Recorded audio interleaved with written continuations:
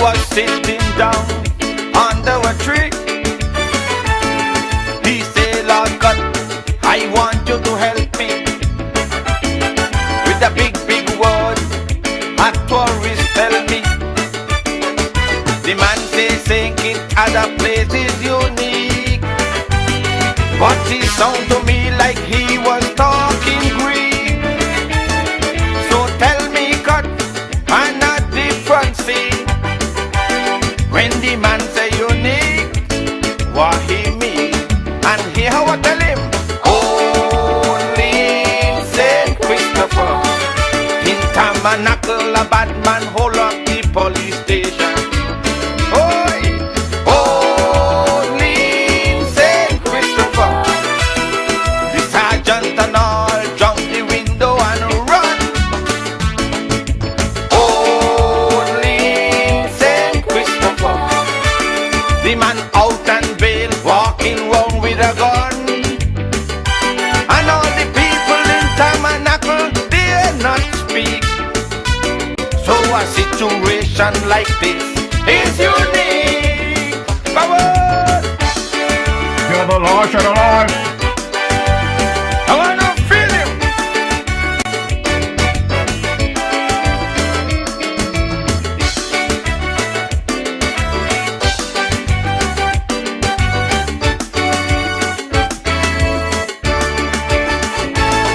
He say, Lord God, you should be a king. You teach monarch and started how to sing. You have such an excellent memory and a mind like a dictionary. Your little explanation is so clear. Once again, my brain is now in gear. So one more time, give me a beat of the proper meaning of the word unique. And here I tell him, only Saint Christopher. I just say how we disappointed with our age. Only Saint Christopher. Our next judge views a jury finding a killer guilty.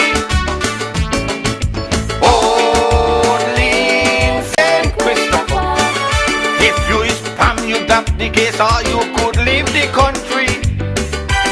You will never get the justice that you seek. So a legal system like this is unique. Bye-bye. To the Lord, to the Lord.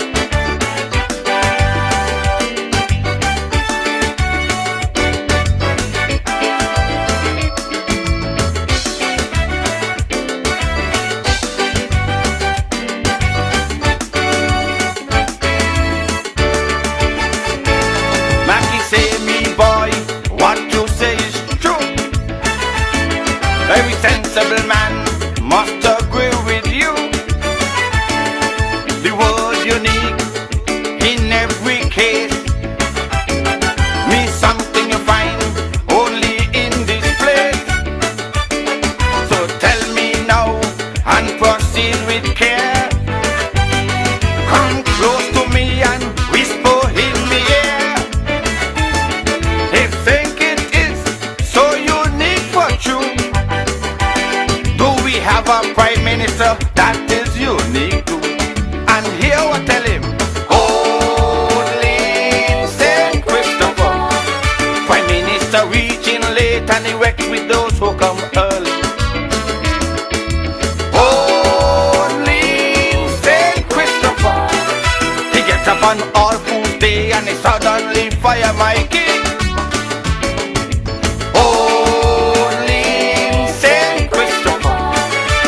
Got no explanation to give to nobody. But if we doing all this to prove that he is not weak, then a prime minister like ours is unique.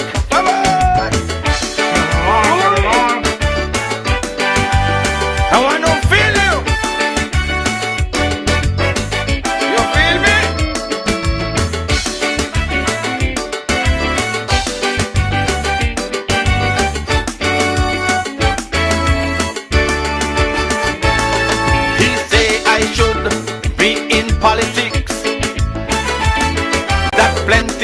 around here would get fixed.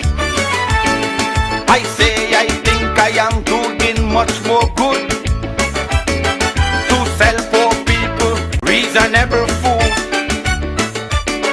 But he come by me shop and we had a beer to celebrate Christmas and New Year. But he start up again about this was unique. So one more time I had to speak, and here I tell him, only St. Christopher, quarter pound of onion campaigning day. Only St. Christopher, the other fella definitely tipsy.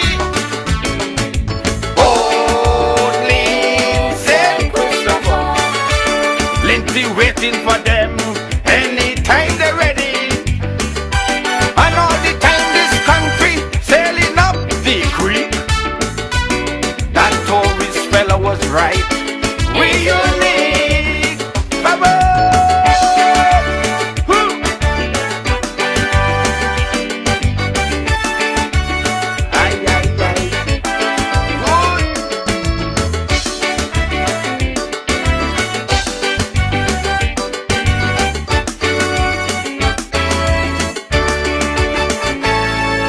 Sounds of the man Lord Cut.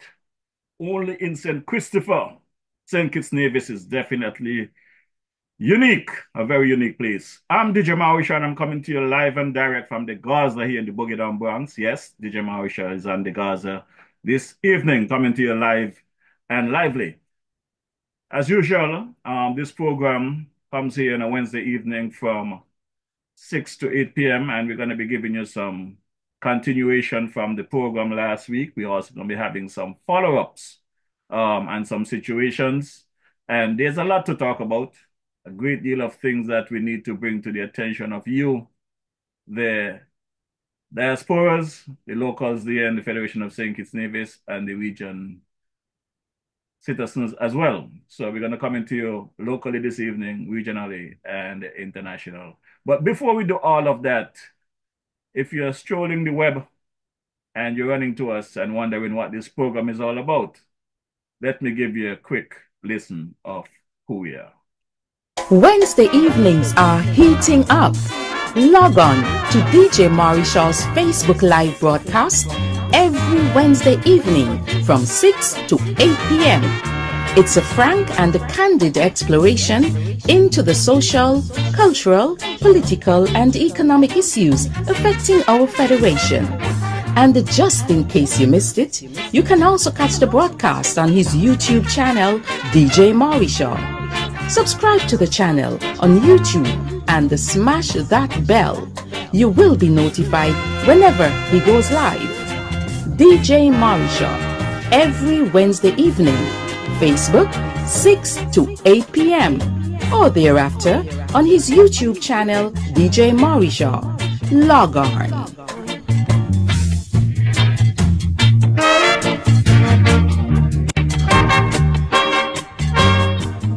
Yes, you heard it right. As DJ Marishaw come to you every Wednesday evening live and lively from 6 to 8 p.m. And we have a lot to speak about this evening. But before we get into the meat of the matter, let me hear what my boy Cabo over there in Nevis have to say to us. Cabos, located at Fountain Village in Nevis, is the go-to spot for your Saturday treats. Tantalize your taste buds with his delectable Cabos Delicacy Goat Water. Or, if you prefer some soul food, then Cabos Punji and Fish is definitely the way to go. Call ahead and reserve at 869-663-9694. Then make your way over to Cabos and enjoy the vibrant atmosphere while you savor your delicacy. Cabos, we are not changing, we are only improving. Food all over, food all over. You got the food all over. yes, don't forget Carbo have the food all over, and Carbo also take orders for those special occasions. So if you just want to have a little sample of his goat water, his fungi and fish or whatever, locally, feel free to reach out to Carbo. If you're looking for something to travel, he also can supply you with that need. So just let Carbo know DJ Marisha sent you. Let's take a quick listen to my girl, dear sister, Carmen of Carmen Caterers. Girl Sanja, you know where you can find nice, fresh, local food 7 days a week, one provision and all kind of thing. Girl, where? Right down there by Shellings, by Carmen Catering Services. Girl, she opposite the bus stop. Girl, and she also cater for weddings, parties, anything you want to cater for, funeral and all. Girl, and trust me, you're gonna enjoy the food. And she also selling bites and sundaes. Opposite the car shop, right down the main road.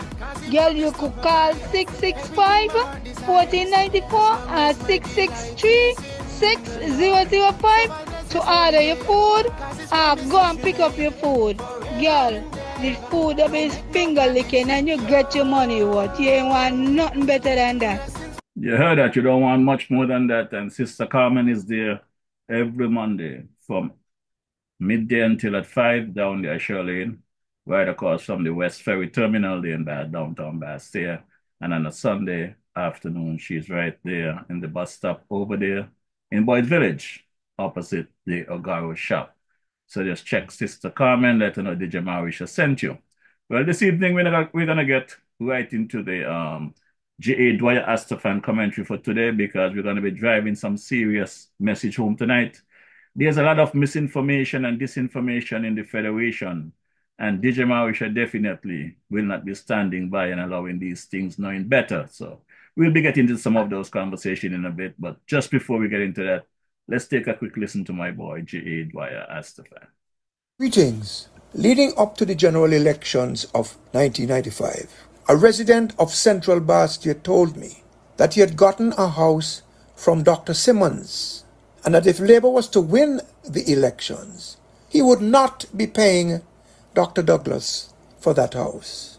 Well, his party lost the elections, and it turns out that he had not been paying the Simmons administration for the house either.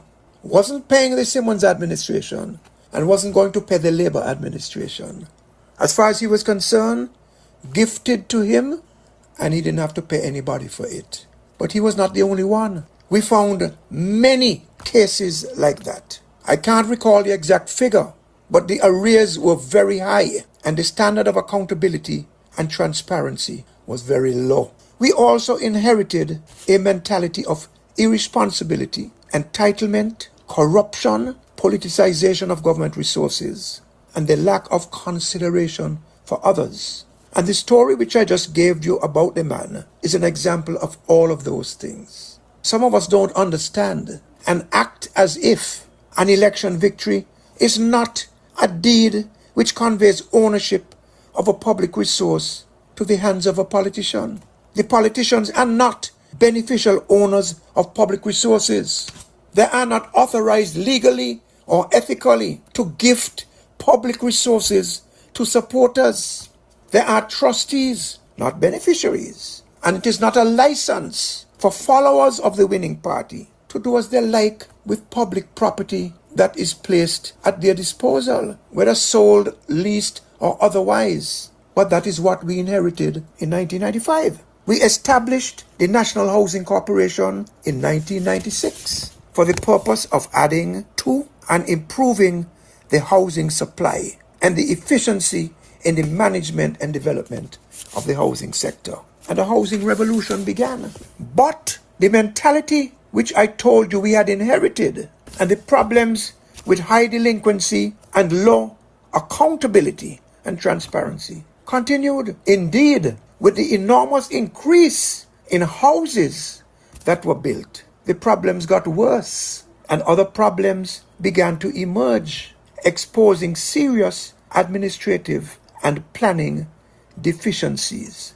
For example, a number of these housing developments were located not on marginal lands, but on some of the best arable lands in the country. Lands which would have been better put to use for food production. Secondly, a lot of house lots were distributed, but for years, no infrastructure was installed. In some cases, even up to today. So people had to wait, and some are still waiting for infrastructure to be put in so that they can build on their house lots. In the meantime, they have to pay rent for months, for years, in some instances, for decades. And while they waited, of course, prices of building materials, prices of labor, prices of everything have gone up. They might have negotiated a loan at the bank. A negotiation fee would have to be paid to the bank. And after years of waiting, if they have to go through the same process, another negotiating fee and facing higher costs of putting up their homes. More cost, more frustration as they become increasingly unsettled and despairing with each passing year. Paying rent, but no house to call their own. And their frustration has been made worse by the fact that there are so many vultures passing as landlords who don't care about their tenants and would raise the rent at the blink of an eye. Unfairly, tenants unprotected, unable to save. Of crucial importance is the fact that with no homes to call their own, just a piece of undeveloped land, and many don't even have land, but just a piece of undeveloped land and a promise, especially a promise at elections. The many people who are in this position are being robbed of their opportunity, not just to own a home, but to grow wealth through property ownership. Wealth for themselves and wealth collectively for the country.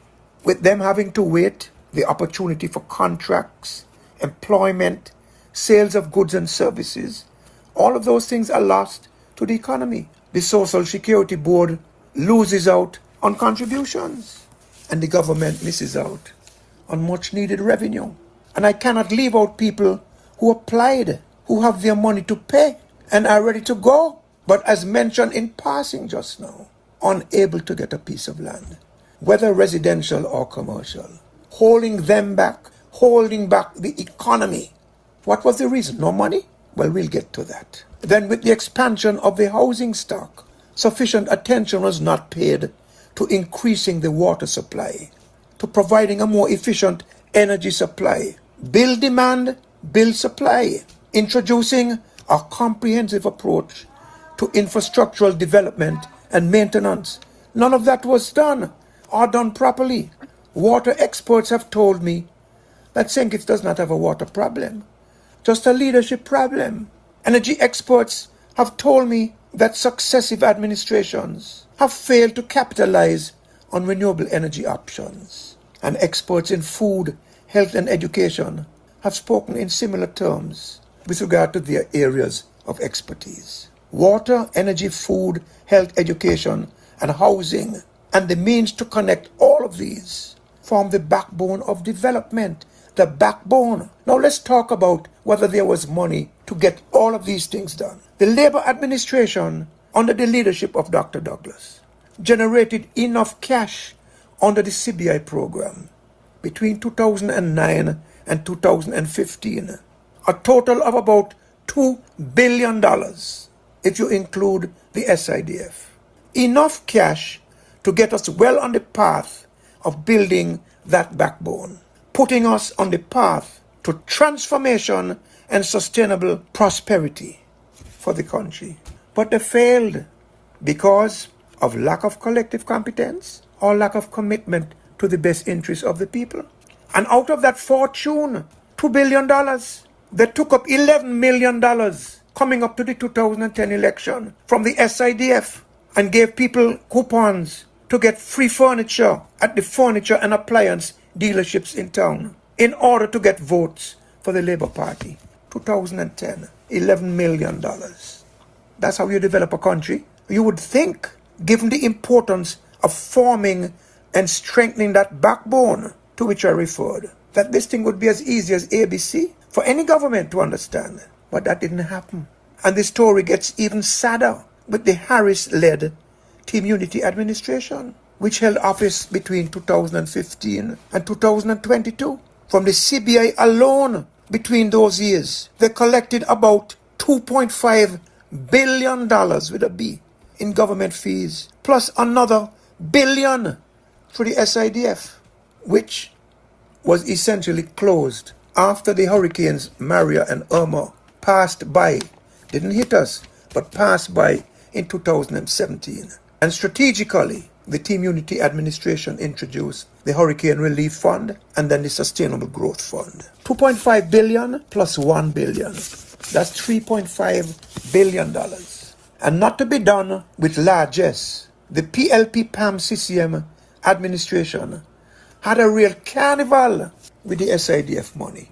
These figures that I gave to you for both administrations do not include about $2 billion that they caused you to miss out on, some of which went to people to whom it should not have gone, and the rest of which should have materialized for you, but never did. I'm talking about $7-8 billion, an historic and eternally disgraceful case of missed opportunity and mismanagement, and not just in terms of the backbone elements to which I referred, but in terms of overall economic and social development. You, the people of this country, were victimized by bad leadership and by bad-mindedness, thrown under the bus, robbed of your patrimony by two administrations, one led by Dr. Douglas and the other led by his protege, his blue-eyed boy and successor, Dr. Harris. They shut the door to prosperity for you. They shut you out. And frankly, I don't know why they are still in politics. Their presence in politics cannot be designed for your interests. Can't be. And this will be the inevitable legacy of both of them, punctuated in the deepest shame by the case of the notorious Galaxy Prison Project, which took place, not even completed and never will be, I guess, took place under the pen of Dr. Harris, the approving eye of Dr. Harris. Please be assured, this is not a personal attack on these two men. Instead, it is an objective analysis. Look at the numbers and look at what was delivered to the country. Can you, in sincere and honest mind and conscience, say that you have properly and proportionately benefited from those billions of dollars? And I'm not counting yet. There's more to come. It comes up to $9-10 billion altogether. What are the benefits to you from the leadership of Douglas and Harris thus far? And let us see what we get from the present administration, which I will get to.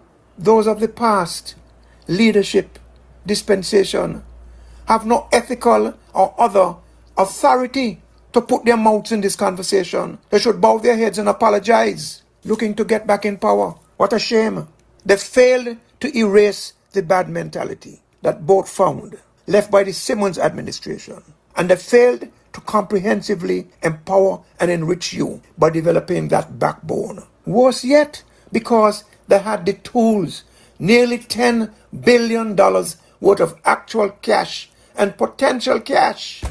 Money for carnival. I'm not saying carnival is not important. And money to give people to get free stove and free bed and free fridge. They were more successful in getting it done to you than in getting it done for you. Let's go to the Drew situation. During their time, I estimate that government collected about $1 billion from the CBI. Another $150 million or so, in my estimation, could have gone into the treasury along with the billion. And to this we have to add the number of jail applicants who did not pay the full amount prescribed by law, the excess of which, after the legitimate cost of the jail project were deducted, should have gone to the consolidated fund. Maybe another $500 million. So you're looking at $1.65 billion or so. You're looking at altogether, the three administrations, nearly $10 billion in cash or potential cash. That should have gone through the consolidated fund, including the SIDF. There should never have been an entity which would take the money or have control over that money. And we know it is not really the people in the SIDF who control that and control the money. We know who did. This money that was collected even by the present administration could do a lot to build and fortify the backbone. But when you take the $9 to $10 billion combined, it is more than enough not just to build the backbone, but to put a lot of flesh on it, and in the process create a magnificent, new, efficient, and sustainable economy and society. A model small island state, developed with our money, no begging necessary, developed by our people, by our brain and brawn, using outside skills and materials only when necessary, thereby maximizing local value added and empowering and prospering our people. This is not rocket science. With all of this money at hand, government would develop our physical infrastructure so that the construction of homes and other buildings and facilities could be expedited, and would establish a fund, the government would, to be used by our banks and credit unions to finance housing and other opportunities for our people, houses and small businesses at the lowest of interest rates. And the financial institutions which would choose to be involved would pay the NHC, for example, in the case of housing, upfront, and they will carry the mortgage. So NHC will be in funds on an ongoing basis. And my advice in this scenario would have been for each house owner to have his or her house designed privately and built privately in accordance with a modern and resiliency-oriented building code with water efficiency, energy efficiency, and general green economy at the very forefront. Think of the positive economic and social returns that would be generated from this. And doing this would turn Dr. Drew's predecessors into incompetent and ill-advised midgets compared to him, and would show all of us clearly that because of what they did to us, they cannot be included in our future plans. Now, as I said, the administration, in spite of all of this, has generated significant money. And in my opinion, they have not made the best use of the money. And they have not pressed to collect the hundreds of millions of dollars that they can collect from Galaxy applicants who have not paid the full amount as prescribed by law. And one of the reasons these things have not been done by the present administration is that, like Harris and Douglas before them, they have not changed that mentality to which I referred earlier.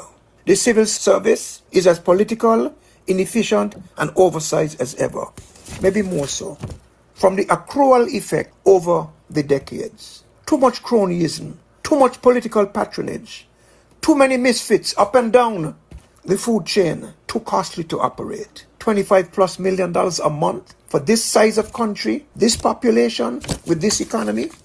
That sounds ridiculous to me. And some of the appointments that they have made would make you gasp in disbelief. Ridiculous and embarrassing are mild ways to express that and describe it. And these bad appointments make the country more costly to operate.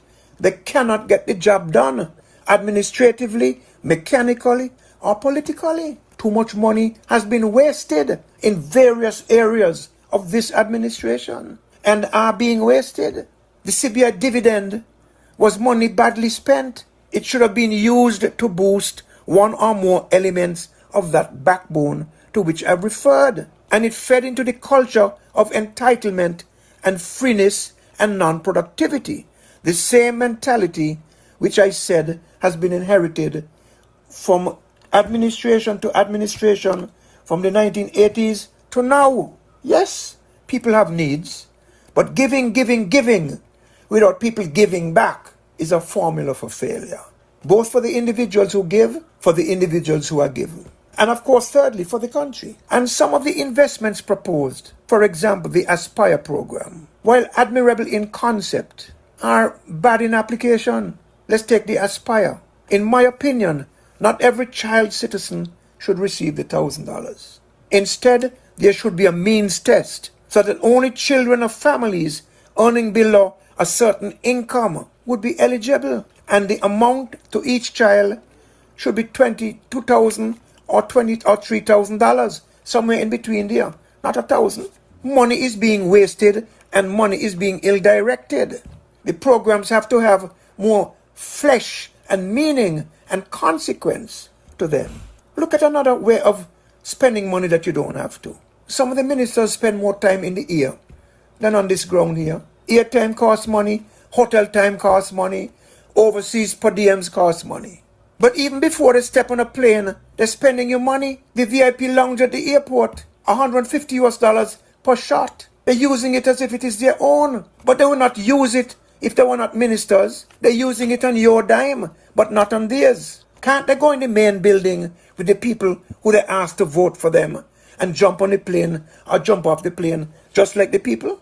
Why should they want to separate themselves and lift themselves above the people at the people's expense? That can't be right. And the arrogance of the past continues. Just in the way they dress, walking around in hot sun in these suits, anywhere they go. It's laughable, but it's not really laughable. It's pathetic. They're not dressing to the climate. If you can't dress to the climate, how can you run a country? Next thing, someone gonna put on ski jackets. I mean, I don't mean to be ridiculous, but what I'm seeing is, to be honest, ridiculous. And as I said, the arrogance of the past continues in the leadership of the present. Elections are 2 or so years away. Ironically enough, the least arrogant of all, and he may not even be arrogant at all, is the Prime Minister. You think of that? And despite all of the rare and the rara about corruption, ask people who deal with the government, ask others, ask me, corruption has not been brought under control.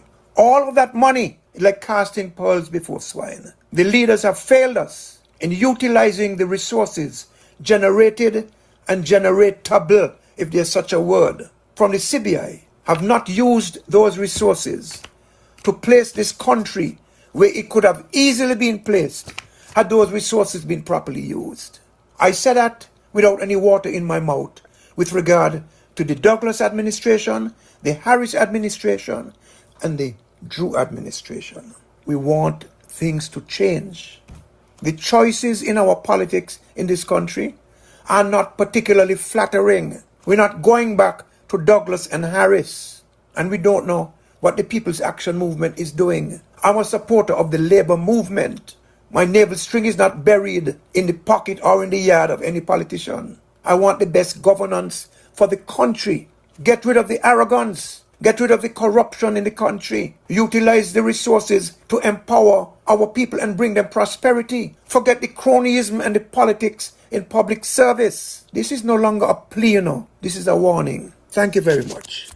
Well, my good people, that is the commentary from my boy, Brother J. Dwyer Astafan for today, Wednesday, 23rd of October, 2024. And believe me, this evening, Dwyer and I are on the same page. And something have to be done. DJ Marisha, for one, not going to be sitting around and chanting any chorus line when I see any wrongdoing. I will speak truth to power. As a matter of fact, I live by a mantra that my grandparents taught me. Never worry about who you will offend if you speak the truth. Worry about who will be misled, deceived, and destroyed if you don't. Again, I am not worried about who I will offend this evening. I don't. I am worried about if I don't speak truth to power, you, the citizens around the globe, that will be deceived, destroyed, because I don't speak the truth. So we're going to get into some conversation in a bit. And before we get into that conversation, I just want to tell you all, tell the politician, then call them, tell them DJ Marisha is online. DJ Marisha is firing on all pistons this evening. So come on, take a quick listen. They have a choice whether or not they want to listen and make the adjustment or whether they want our country to go up in smoke, because that is where we're heading. I have seen some stuff taking place over the last several months, and I have stand by and try not to, as they would say, rock the boat. Let people do their thing. But when something is getting beyond reasonable, then if we don't do something about it, guess what? the problems get worse. So we're going to deal with a situation here at the JNF because I don't think many people understand that I know Prime Minister Joe, as the Minister of Health, he have his hands full. And I have said time and time again, I don't understand why Prime Minister Joe did not get a junior minister to be the Minister of Health to try and alleviate some of his load. But again, looking at the way these functionaries are functioning in our beloved federation, I am wondering really if getting a junior minister would help the situation, because the functionaries that are there at the moment, all they're doing is acting, performers. It's like a movie. And the movie not even sweet, you know. The movie is not sweet. And I'm going to explain to you all why this movie is not sweet. Because things that I am not aware of, I stay away from. But you see, when I'm sure of something and I see something going wrong, I had said it to Dr. Joe prior to him getting elected, prior to a Labour administration coming into office. And nothing going to change because government changing. If he was wrong under the former administration, you got to be wrong under this one, you know. So let's get into the meat of some things that I observed over the last couple of months, my good people. And before I get into situations that I see taking place there at the JNF, let's go back to a little update.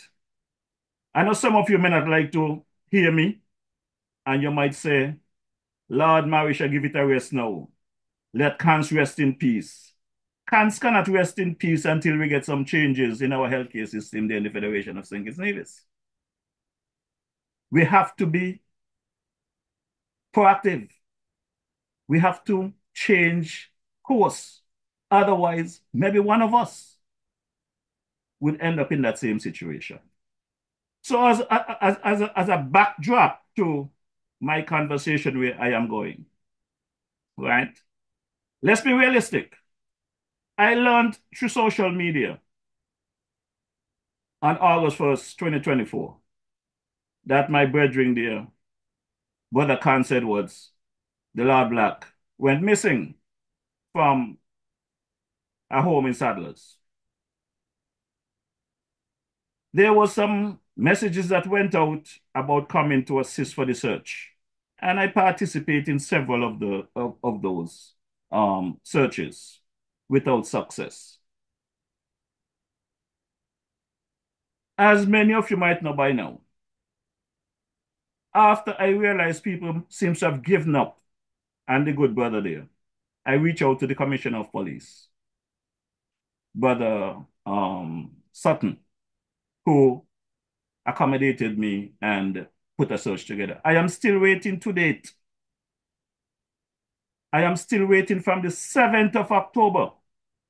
I'm sorry, 7th of August. I reached out to the Deputy Prime Minister. At the time, he was the acting Prime Minister because Prime Minister Joe was off island. I am still waiting to hear back from that hearing Deputy Prime Minister to find out what I needed. I ran into him the next day. I had the opportunity to tell him what I needed was about CANS Edwards' disappearance. And the caring Deputy Prime Minister told me, I'm going to call you. I'm still waiting for the call. Let's fast forward. The search took place on August 9th, and within an hour, we found the body of the late CANS Edwards, aka Lord Black, aka the Buffalo Soldier, way up in the Saddlers Mountain, over our gut side. His funeral was on the 21st of August. We are now on the 23rd of October. And I want to see any reasonable minded person, no matter what party you support in our beloved federation, no matter what party you support in our beloved federation, St. Kitts and Nevis, What reasonable person could tell me that today, the 23rd of October, we are still waiting to hear from the police commissioner? The families of the Lord Black, Hans Edwards, still cannot give any good reason why they have not got any closure to this case. What is it that the police department is still investigating?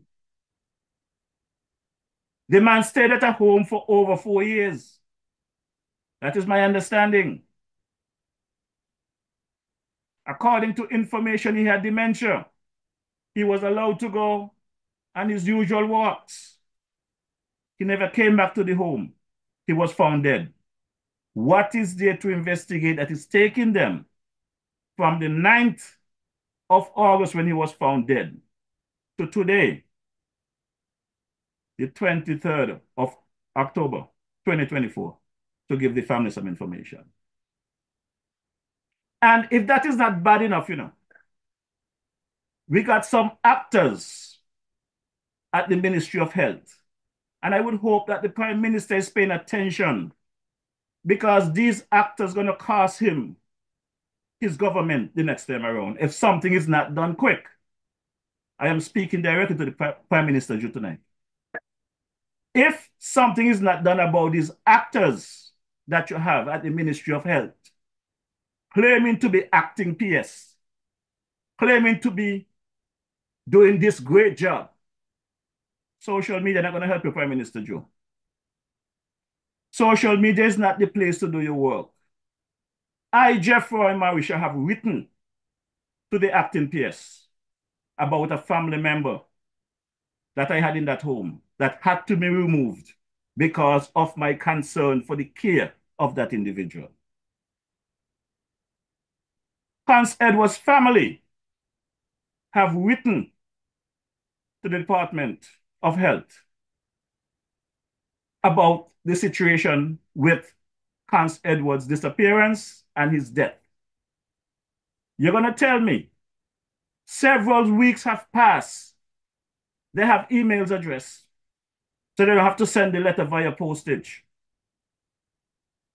No response from the acting PS or the Ministry of Health to acknowledge they received at least 3 letters in these regards and what they're doing in terms of investigation. And that home is still allowed to function without any kind of concern.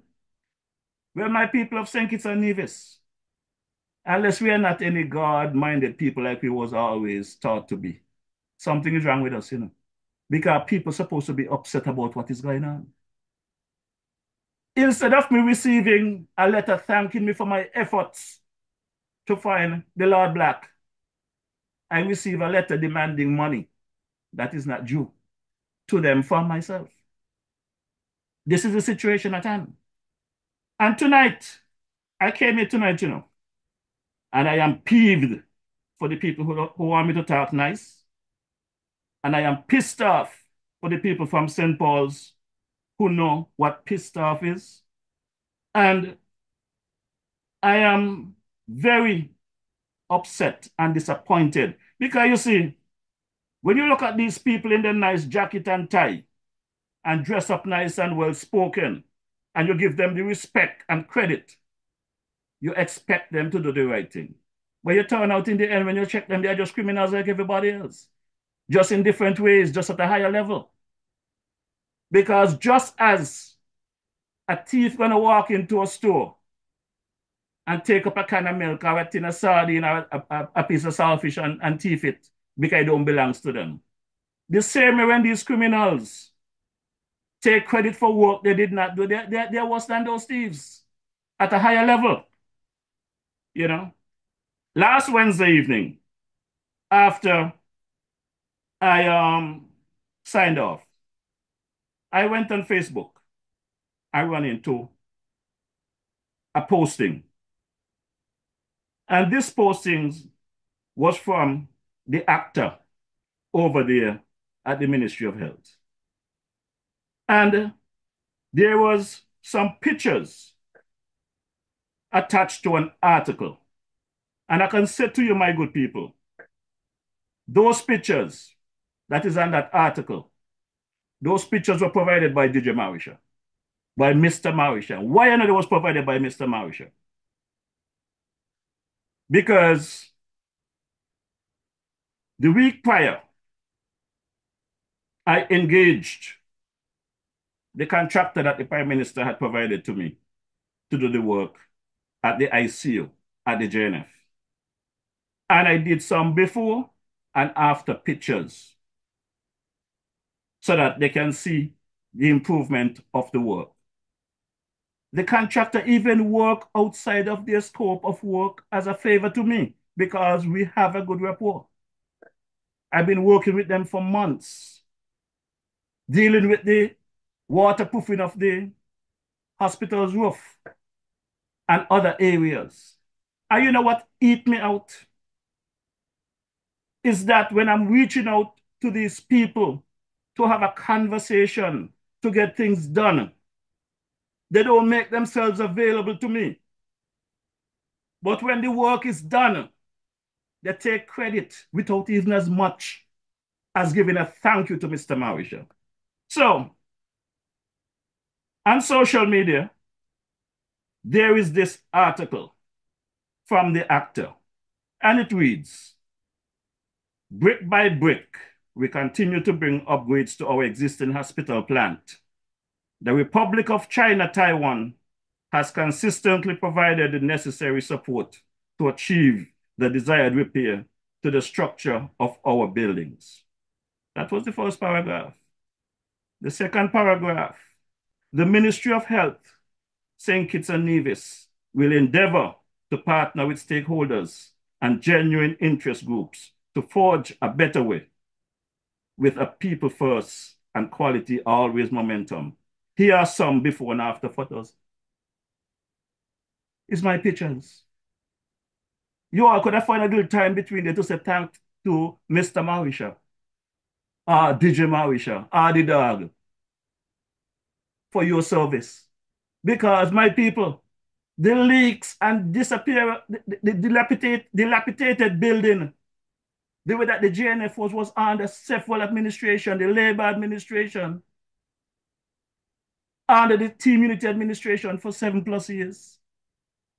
When the DJ came in there in September of 2023, there was some plants going out of the drains and the roof, 2 feet high, more than 2 feet high. The place full with dirt, water leaking the mass, more than 10 feet of mass area, massy like crazy. Water been running up there for more than a year. When I took the so-called maintenance manager to the roof and asked them why we have this situation, if they don't go on the roof, they tell me no. A maintenance team who don't go on the roof to check. The same maintenance manager challenged me that I am there. I'm wasting my time. I'm not going to get nothing accomplished. Nothing will change. Many people come in there, try to make change, and nothing changed. That is what they tell me. I was undermined by management and workers in maintenance that I would not accomplish my mission to stop the leakage in that hospital. I was about to leave, you know. I was about to leave. But eventually I spoke to the DHI, who gave me the okay to speak to Prime Minister Joe. And I explained to Prime Minister Joe, you asked me to do a job. The job was to assist with the accreditation of the JNF. I explained after my assessment that that property, that hospital cannot be accredited with the functions, the structural damages that that building have. When you're dealing with accreditation, you're not about just paperwork. Structurally, your buildings have to be intact, have to be in good working condition. You got clinical, medical, and otherwise that you have to. It's a package. And after sitting down and explaining to Prime Minister Joe, he said to me, Jeffrey, I will provide you with the resources, which he did. But again, because of the sabotage and the fight down of that, the JNF, I had to do my work and what they call two parallel roads. One was a road with the Prime Minister to get the work done. The other was with the regular workers there who think nothing is happening. Well, we make some progress. We've made some progress and the work is done.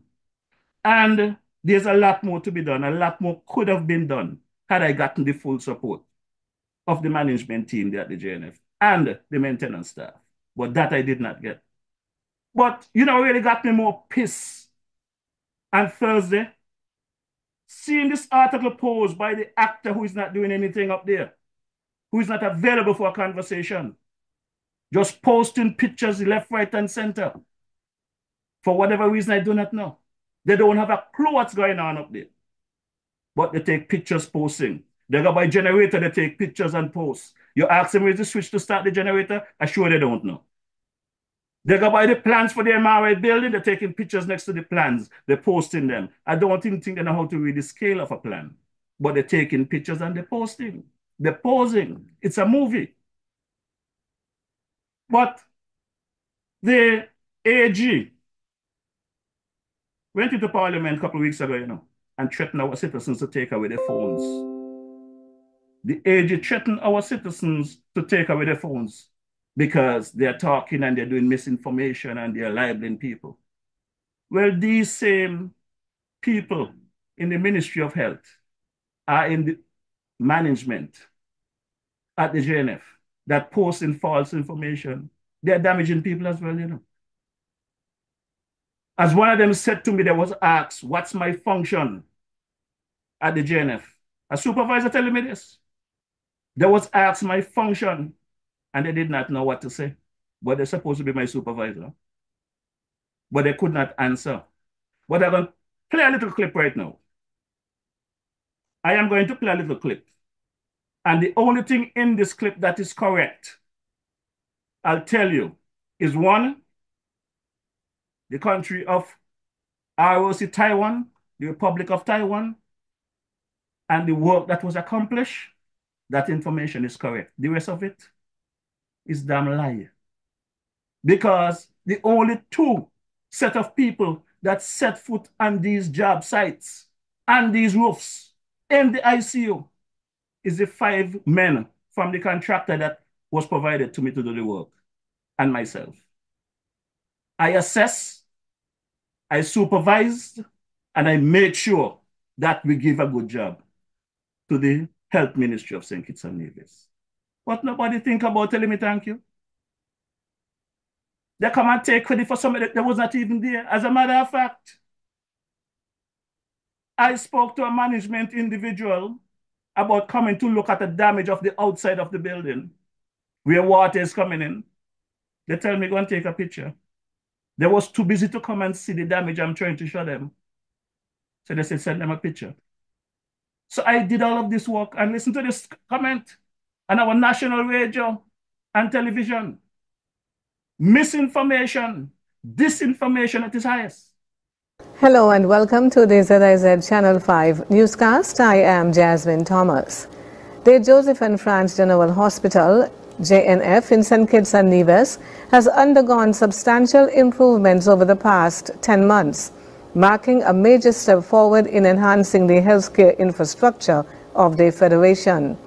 According to a statement issued by the Ministry of Health, key repairs have been made to the roofs of most of the hospital's buildings, alongside critical structural work in the medical, surgical, maternity, pediatric, psychiatric wards, and the intensive care unit ICU. These renovations are vital to ensuring the hospital continues to deliver safe, high-quality care to the community. The Ministry of Health has credited the Republic of China, Taiwan, for its ongoing support, which was instrumental in making these upgrades possible. His Excellency Ambassador Michael Lin and his team have been praised for their continued dedication to advancing healthcare in the Federation. Acting Permanent Secretary in the Ministry of Health, Curtis Martin, was quoted as saying, "We are deeply grateful for the partnership with Taiwan, which has played a key role in raising the standards of healthcare in St. Christopher and Nevis."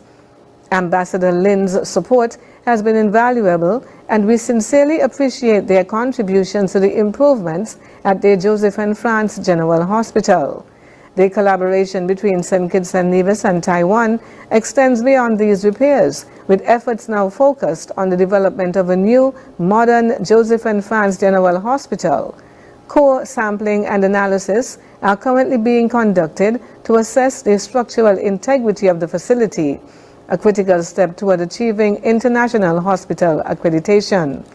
Director of Institutional Health Services, Dr. Jensen Morton, said, as we move forward with the construction of the new hospital, we remain committed to creating a state-of-the-art facility that will serve as a regional leader in healthcare. The Ministry of Health remains enthusiastic about the progress and will continue to update the public as work advances, ensuring transparency and accountability in its efforts to modernize healthcare services in St. Christopher and Nevis. Yes, so I am saying that clip, the work that was done is factual. How the work was done, the Ministry of Health had nothing to do with it. None of them show up on the job site at no time. When I came in September of 22, I met with them in a meeting in the conference room. Following my assessment, I tried to meet with them. It's over a year. They have not met with me.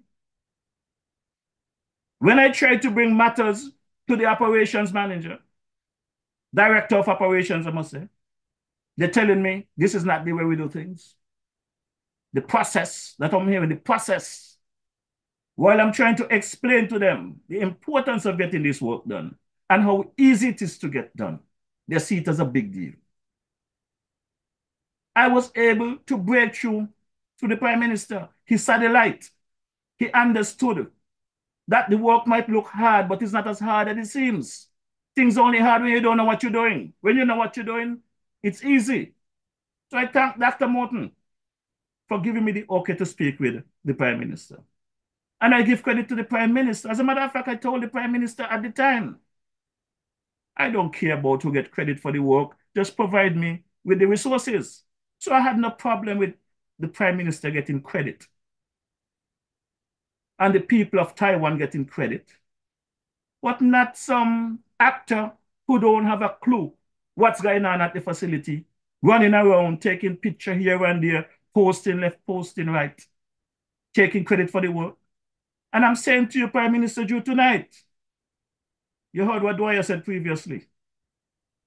You have made some mistakes, in my view, in some of your appointments.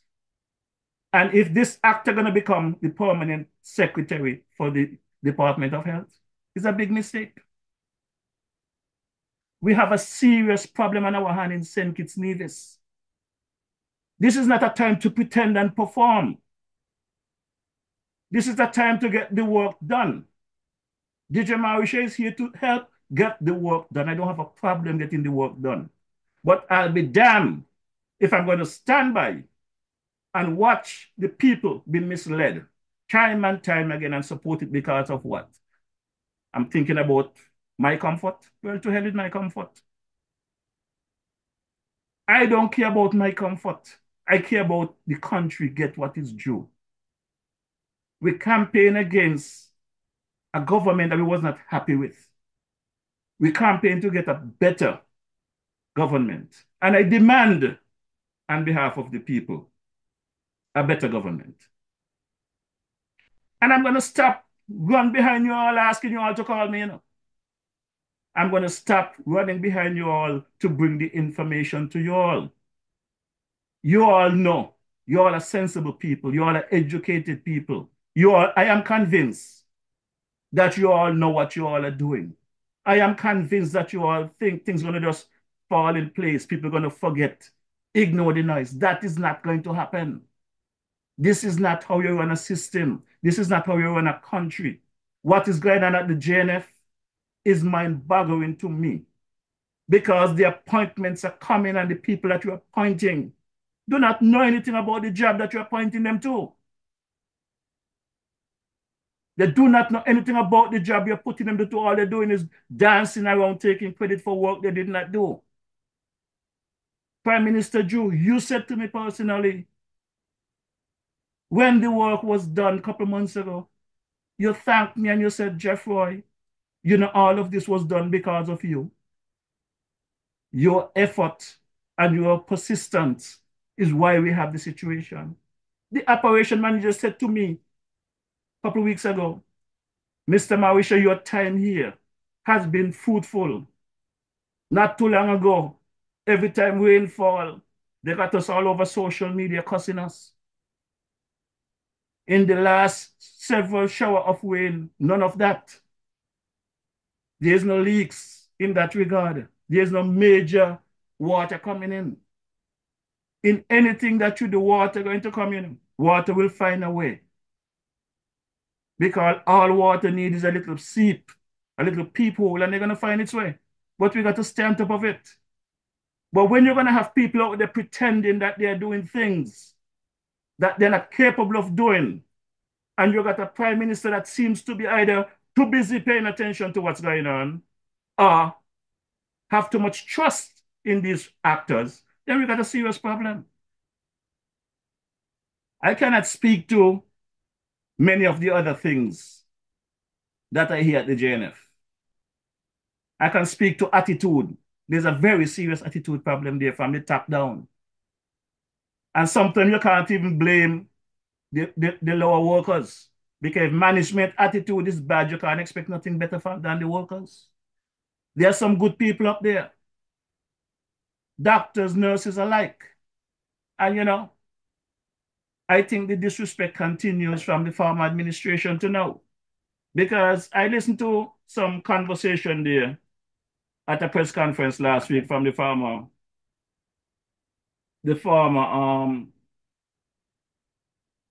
prime minister, you know.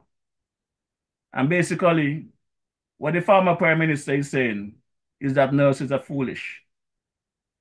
And he referred to a conversation apparently that Prime Minister Joe was having. And basically, whatever Prime Minister Joe was saying, he referred to him that he must be a nurse. Nurses are not foolish people. Nurses are very sensible, educated people, from what I can see. So I do not know why he think that nurses are foolish people. It comes a time where we, as a people in our beloved federation, if we don't put our foot down, government after government gonna take us for a ride, you know. Government after government will take us for a ride. And this good DJ is not gonna stand by and watch any government taking us for a ride. That is not my makeup. I don't have a problem, like I said, feeling the pain. I will take the pain any day over standing by and watch a government mislead our people and mistreat our people. So let's hear what the former prime minister had to say about the nurses. I never hear such foolishness from a doctor. He probably is a nurse. You understand? This is what our former prime minister had to say. Let's hear him again. I never hear such foolishness from a doctor. He probably is a nurse. I never hear the kind of foolishness. So this is how much respect they have for our nurses. So according to the former prime minister, he hearing some foolishness from our current prime minister. So you got to be a nurse, because he ain't talking nothing sensible, right? That is what he's saying. Well, he had something else to say, you know, and this would have been a better conversation for him to have, because he would know what he's talking about in this regard. He cannot focus on governing well because he's too focused on the politics and trying to destroy and to punish. And every time he opens his mouth, it is about former Prime Minister Timothy Harris. I become like his toothpaste. He don't make a statement without referencing to me. It is now your job, sir. Take what you have met. The big surpluses that have left with the high fiscal buffers, take that. Take the economy that I left you, that the IMF projected would grow by 10%, the highest in the record of economic growth in our country. Take them and do as you pleases, and stop focus on Harris and my family. Focus on yours with your nepotism. Focus on that. Focus on you and Douglas war, which started even before you became Prime Minister. Focus on that and leave me out, Dr. Joe. I never hear such foolishness. So, basically, this is where we are.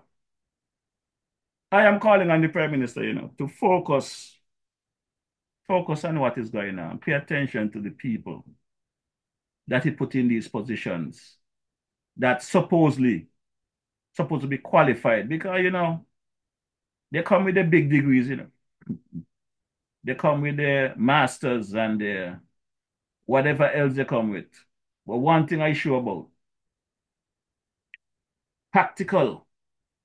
When you have someone who practically able to do something, the paper cannot do it for you. I heard a good friend of mine one time when a judge tell him that they suspend his license. He told the judge, where you think the license driving the car? It's me driving the car, So if you want to suspend my license, it's not a problem because it's me driving the car. And this is the thing about it is, whether they get their degrees online or offline or where they get them, they're bragging and boasting about these degrees. But they don't have a clue what is required to get the job done. And instead of them giving you the support that you need to do a better job, they try to undermine you. They try to hold you back. You go out there and you get the job done. When it's time for handing over, they're up there in the jacket and tie and posing. When I wish I got jacket and tie too, I have nice shoes too. I could take pictures too. And if you want me to send you a picture, I could send you a picture too. All I want you all to do is show a little respect. Give me what is due to me, a little respect. I don't ask for much. I might be easygoing, yes, to you all, but I'm quite capable of standing up for myself if I have to. I have let a lot slide over the past year. A lot of things that has been thrown my way, I let it slide. But it comes a time where if you don't stand up and put a stop to these things, it will continue. So, Mr. PM, check in on the actor you got over there at the Ministry of Health. Things ain't as rosy as they look. You understand? And as I've said to you all time and time again, we could talk soft when I request a meeting, or we could talk here. And either way you want to do. Either way, I'm not going to lose any sleep over it. I will wait until the next occasion where I have to speak to the electorate. Because the electorate is all your boss, They're going to decide whether or not you all get a second term or not. Mr. Prime Minister, I support you 100%. I ain't got to put nothing else on the 100. 100% I support you. But whenever I see these wrongs, and I try to reach out to you to talk about them, and I don't get the response to speak about them privately, we're going to have the conversation here. This is my parliament. You have yours. You was elected to do the people's business, and I will not disrespect your office. I will not disrespect you. But we have to hold these functionaries accountable. I am demanding a speedy response from the Department of Health in regard to my cousin's letter that was written. I am demanding on behalf of Mr. Cance Edwards' family a quick response on their letters that was written. I am demanding that the Commissioner of Police or whoever is responsible to get in touch with the Edwards family. They are hurting. They are in pain. Any family could have been going to this. You could have been going to this. Saying it is not banana republic, as they would say. I don't know what the meaning of that is. But I can say it based on the definitions of what I see them using it as. Because I don't think there's a banana republic out there that they would say that is bad. I went to Dominica. I love the country there, love the food, love the hospitality. So I do not know why people want to degrade a country based on their growth or whatever they're doing. But Mr. Prime Minister, we can do better than this. We definitely can do better than this. And I'm going to go across the waters there by my boy over there, by my boy Carbo. Because I've been getting some messages as well. And I want to know what those special people across the Navy is doing, you know. I want to know what those special people across there are doing. Because this hospital wing that's supposed to be completed in 2 years, 2017 to 2019. There's so much other things to speak about, but I'm going to focus on health because that's where my expertise are. I'm specialized in those areas and I understand the situation.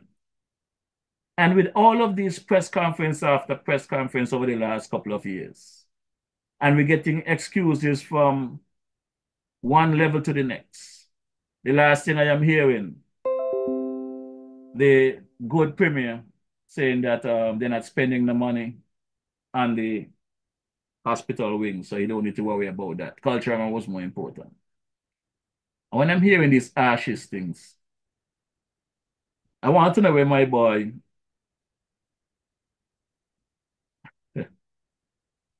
Patrice Nisbet is. Patrice, this is boy DJ Marisha here. I think if you're done with the NRP, doesn't mean you have to done with Davis, eh? We need some candidates that can represent the people of Nevis. And in my view, at this point in time, you know, you don't need no party politics in St. Kitts and Nevis, you know, because we tried them. You actually had 3 parties come together, aim together, claim they was the best choice. The People's Action Movement, PAM, led by Sean Richards. The Concerned Citizen Movement, CCM, led by Premier Brantley. The People's Labour Party, led by the former Prime Minister, Timothy Harris. They came together as a unity government. And they said it was the best choice, the best thing since sliced bread. And we see what happened. We see what happened in the end. So if this party politics business ain't working, you're going to tell me with all these thousands of people in St. Kitts and Nevis, there's nobody in St. Kitts and Nevis that can raise their hand and say, let me give it a try. You don't have to be a party. Run independent. Marisha will support you if you're ready for it. I am calling on people like Mr. Dwight Cozier, the man Carbo, Alvan Brown, Patrice Nisbet. I'm calling on you all. There might be many more out there. But I'm calling on you all across the Nevis. You don't have to be a party. Raise your hand. Let the people know that you will come and help. Rescue the place. We got a similar situation in St. Kitts. I'm waiting patiently.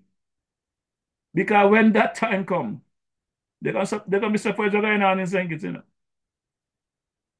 If this current Labour administration don't check themselves and not careful, when that time comes, they're going to find out where water got pumpkin belly. So let's take a quick listen to some of the comments coming out of the NI, the sister island over there. Clip 1.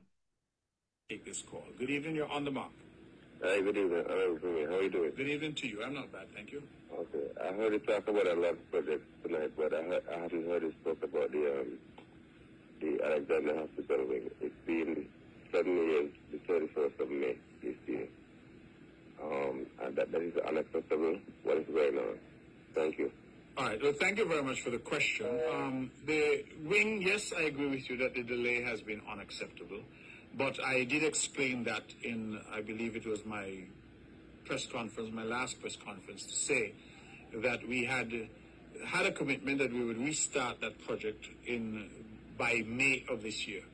We have put that on hold because we decided that given the outlay by the government in terms of financial outlay that had to be done for Culturama, that we would put the Alexandra Hospital wing on hold. The reason for that is because we don't feel that despite the delay in the conclusion of that particular project, there is no money being spent in it now because nobody is there. So it's not as if the government is spending money. The opposition as a charity. Yes, that was his response recently. But we all know what the situation is. Not too long ago, he was speaking about, what they call that stuff there? Quantity surveyors. Quantity surveyors was the reason why there was waiting and work to be done at the hospital. Well, they get the quantity survey, he claimed. But now, it's not important. Well, let's take a quick listen back then to a question from a journalist at one of his press conferences. Danella Thompson, Vaughan Radio. Good morning, Premier Brantley. Good morning. 2 questions. 1, can an update be provided on the expansion project currently at the Alexandra Hospital? And 2nd question, Mr. Brantley, MSR Media has accused former Prime Minister Dr. Harris and former CIU head of financial fraud within the CBI program. Dr. Harris issued a statement refuting the matter, and your name has been implicated and CCD'd. Can we have a comment on the matter? Thank you. Thank you very much. On the Alexandra Hospital, there's no change. We are, I believe, in the final stages now of the long-awaited quantity surveys on the interior. I think the year is closing. In fact, we're going to go into a new budget. The dates are fixed already in Nevis. We're going to have the budget reading on the 5th of December. And so I anticipate, Ms. Thompson, that in that budget we will make provisions for 2024 for the completion of that project. We lost this year because of those difficulties that we have that I've spoken about time and time again here. We finally were able to get reputable persons to do the work for us that was asked to be done elsewhere and wasn't done. And we expect to have that in hand shortly. As soon as we have that, the contractor's already on alert, we're ready to go. So, you see, again, this is the kind of thing that they come here. Knowing that they're broadcasting stuff on social media, lying to the people, and you're supposed to accept these things. But when you respond to them with their lies, you commit a crime. So you're supposed to listen to their lies, knowing that they're misleading the country, and you're supposed to just accept it. Because what? Because they know how to dress up and mislead people better than anybody else. Well, that ain't going to happen under my watch, you know. That is not going to happen under my watch. I am going to continue to bring the good news to your people. Let's take another listen to some updates. Our people. In terms of the Alexandra Hospital and the ongoing expansion works there, we have, I'm told, as of this morning, 85% of also of the windows have been installed. We have the ongoing painting of the exterior that should be done in about 2 weeks.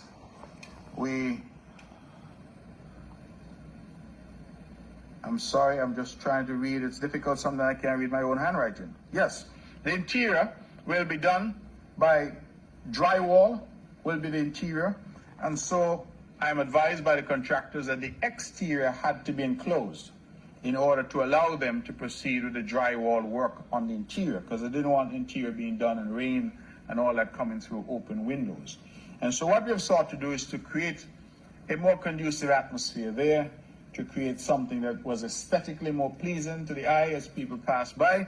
And so the painting was done, and the interior work will commence in earnest once the enclosures are completed and we can start the reconfiguration in terms of the sheetrock on the inside.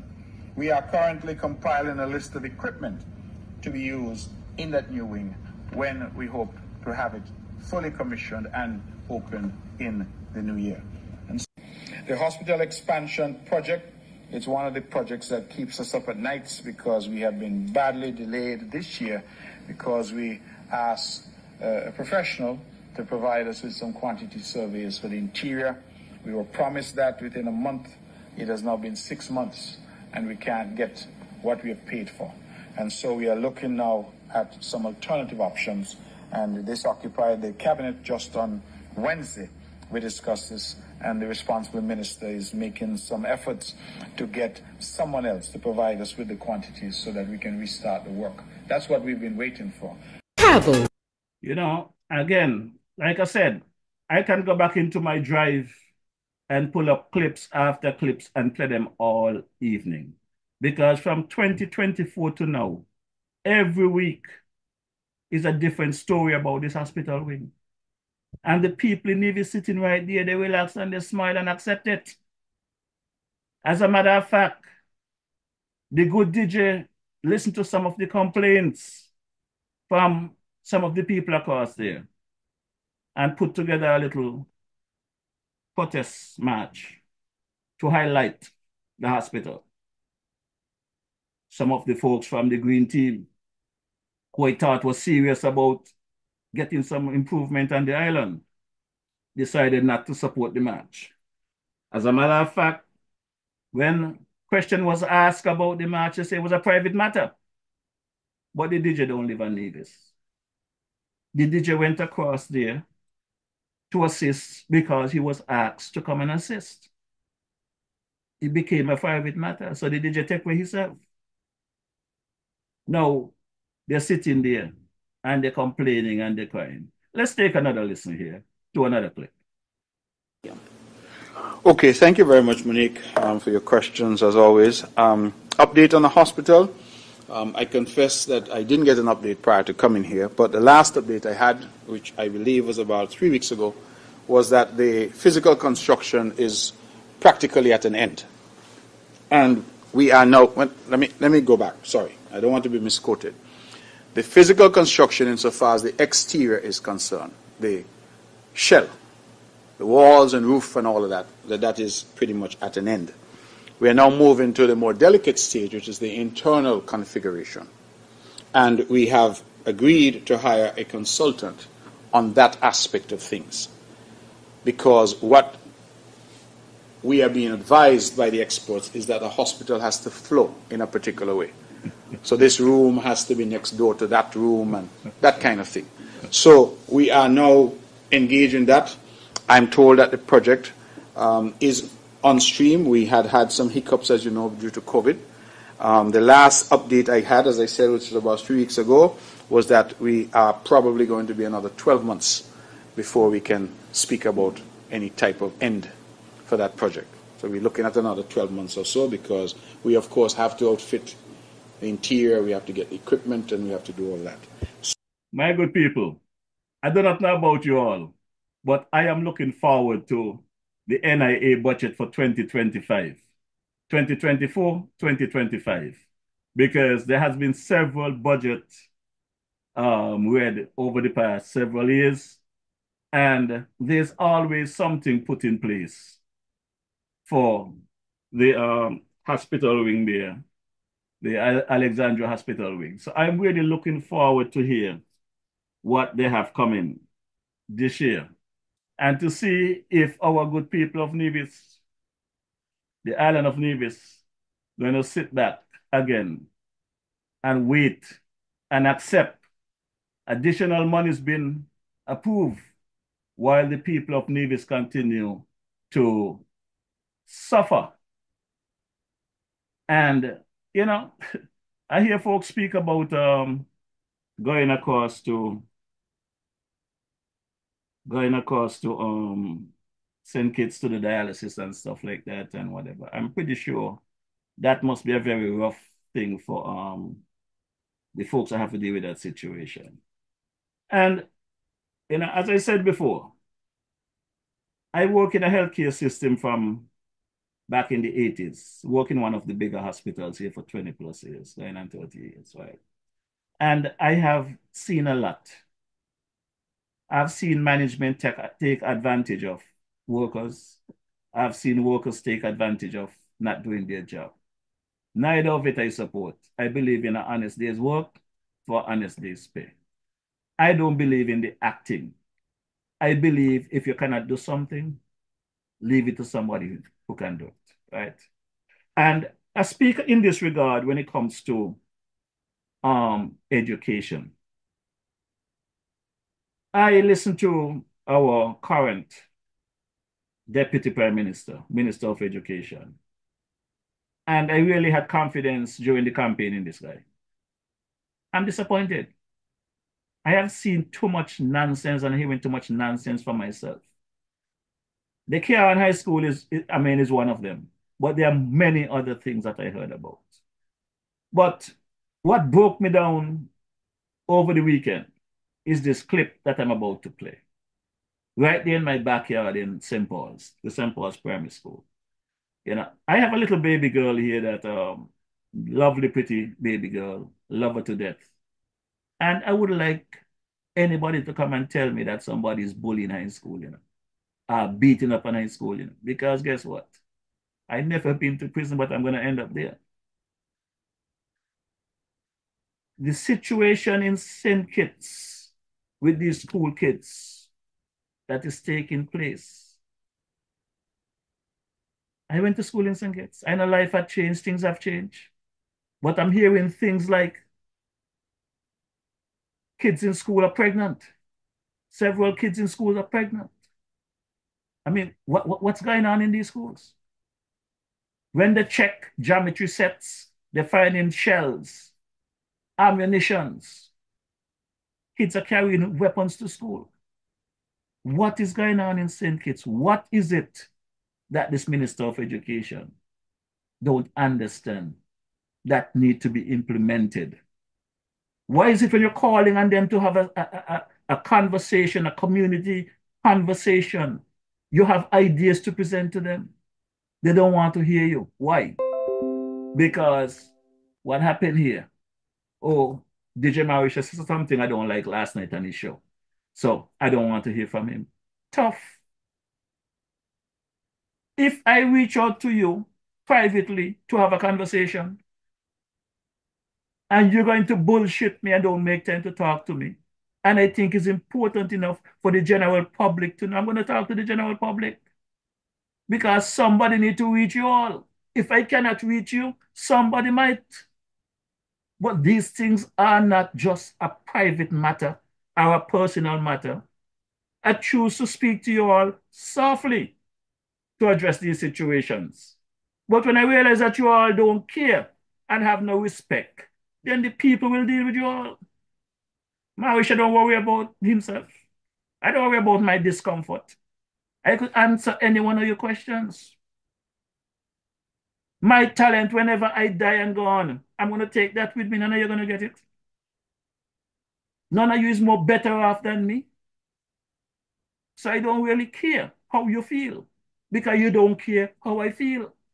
Social media is your life. You are goddamn propaganda after propaganda, misleading information to big up all yourself. And when time comes to do the work is not being done. I have a problem with that. A serious problem with that.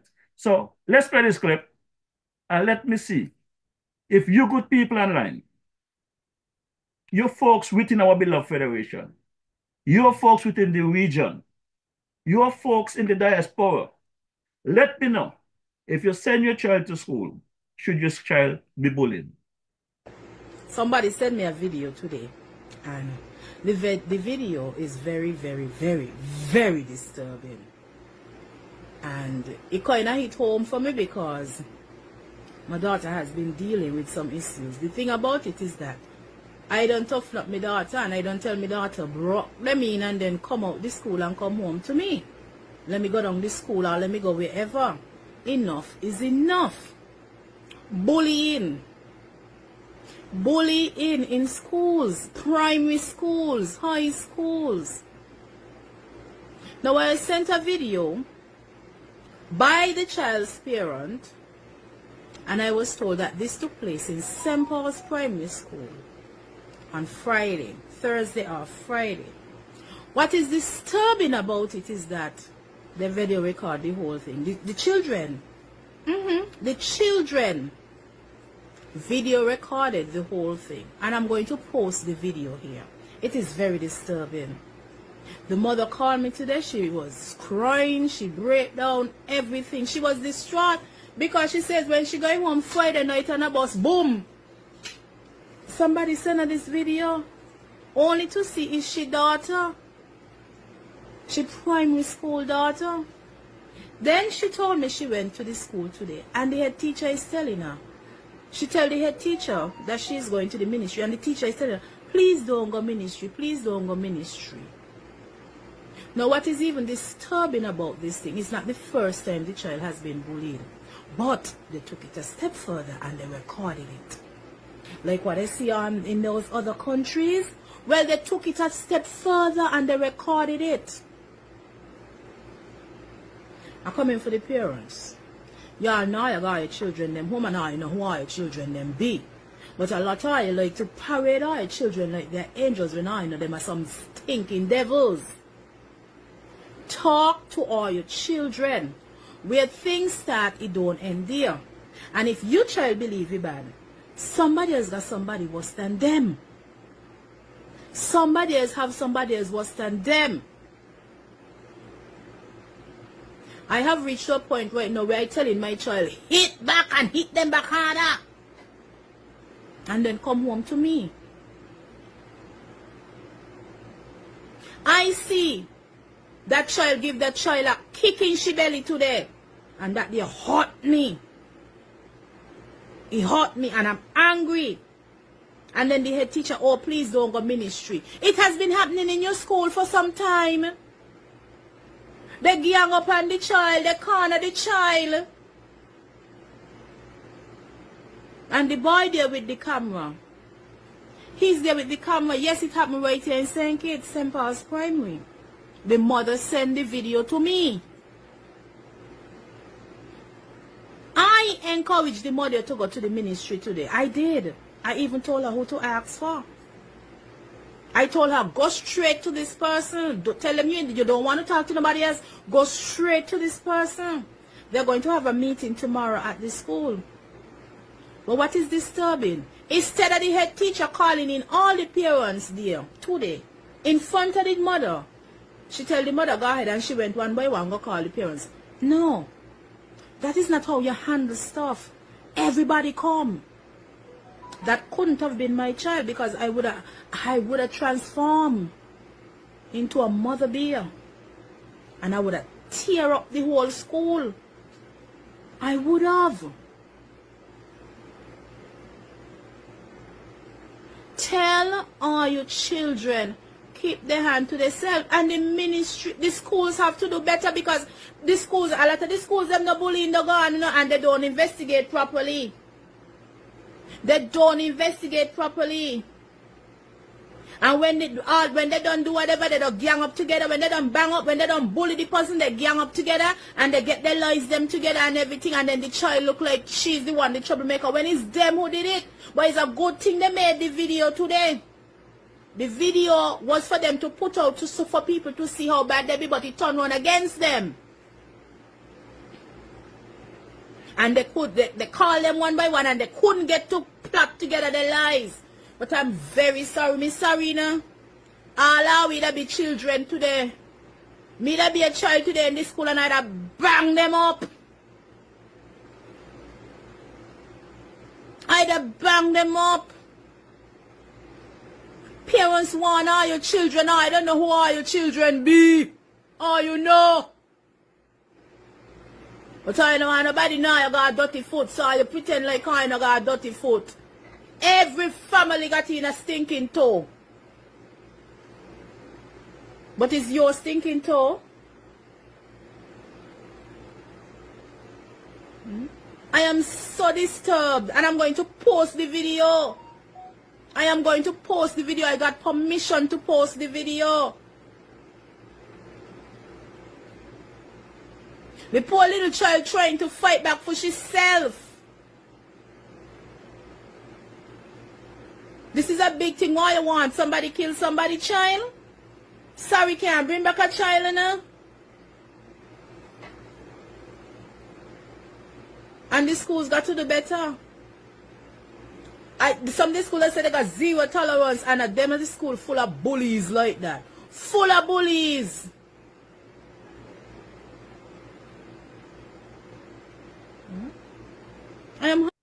So, the situation, my good people, we know what the problem is in our beloved Federation. I don't think it's anything new when it comes to having adolescents in schools.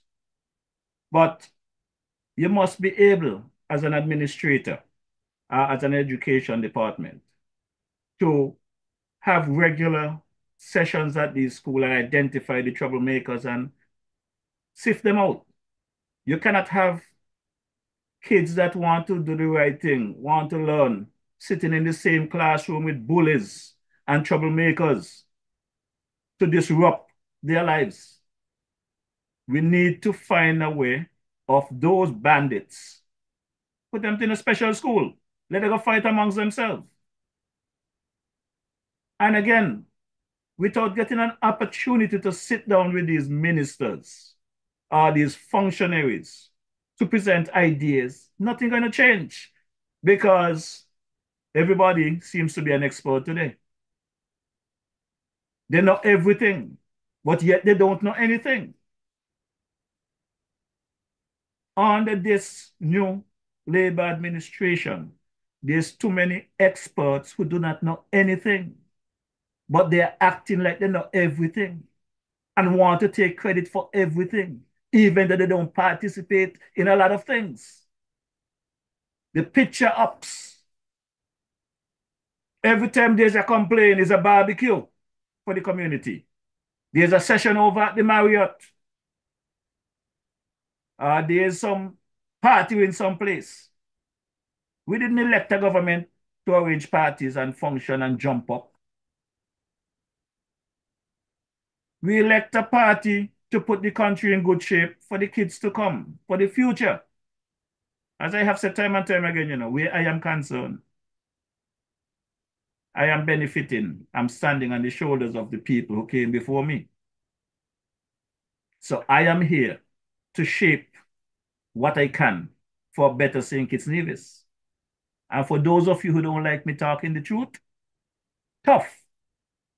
Because if you all think it's okay to go on social media and put up your all pictures and acting like you are doing this perfect job when you all ain't doing jack shit with no care at all in the world, then Marisha don't respect all you either. Let us sit down and have a conversation. Let us do right by our citizens. Let us do right by our kids. And for those who are crying out for help, let's help them. You're not going to be able to help everyone, but at least those who are asking for the help, let us help them. You know, my boy, Saya sing a song, you know, and I must say, I got to drop that track. I got to drop that track by my boy Saya, because my boy Saya saying, ain't gonna be no change until no change whatsoever. So no matter how we cry out and change government and they say hold their foot to the fire and all of this nonsense, they don't mean that. They don't mean hold their foot to the fire. They mean let them do whatever they want to do and don't bother them. That's what they want you to do. Pretend like you don't hear. So I am not going to sit here and act like I don't know. So let's take a quick listen to my boy, Saya, my good people.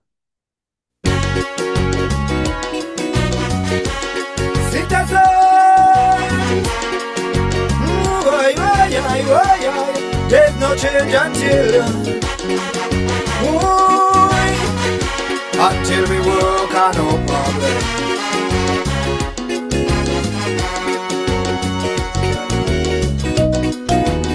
Come with I.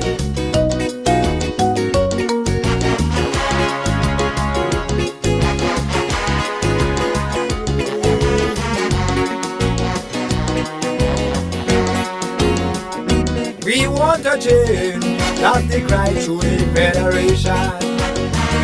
Changing a government does not mean this country will change. Every 5 years, it's a government change. But their country does always remain the same. They don't still have drugs and crime in the country. They don't still have guns and teenage pregnancy. Change your government is not the solution. Citizens, we have to start to live together as one. We have to start to think about unity. I for you and you for me. That is how this country should be. So if we really wanna change the region, we have to start to see some good things happen.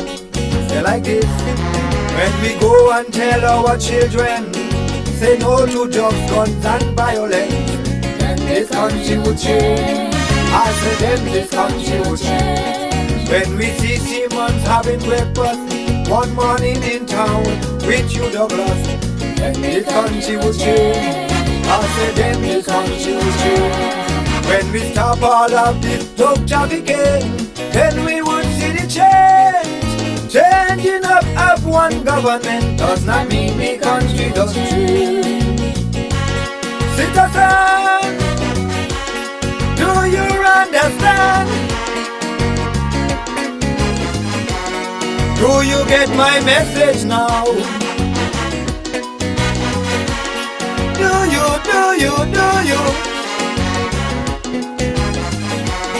Come with I.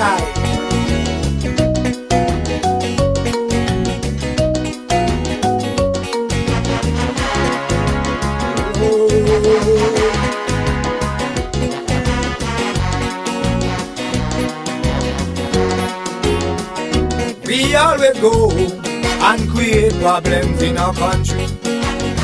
Then we want our government to come and solve it for we.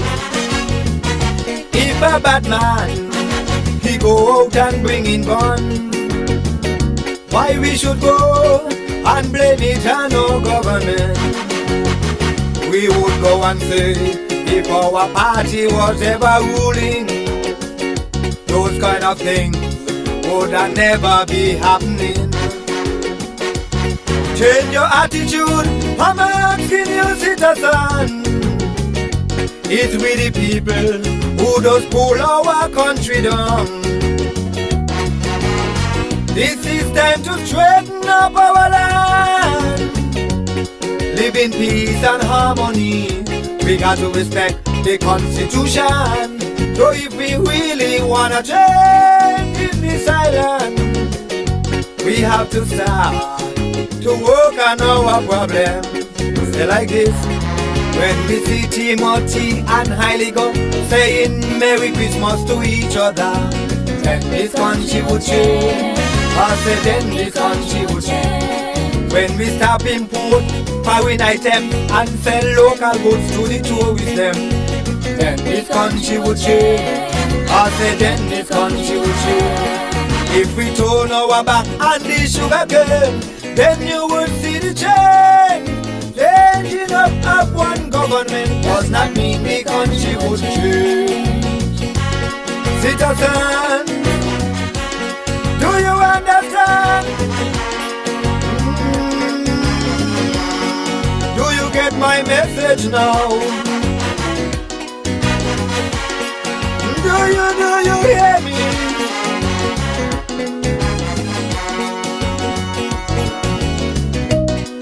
Come with I. Come with I.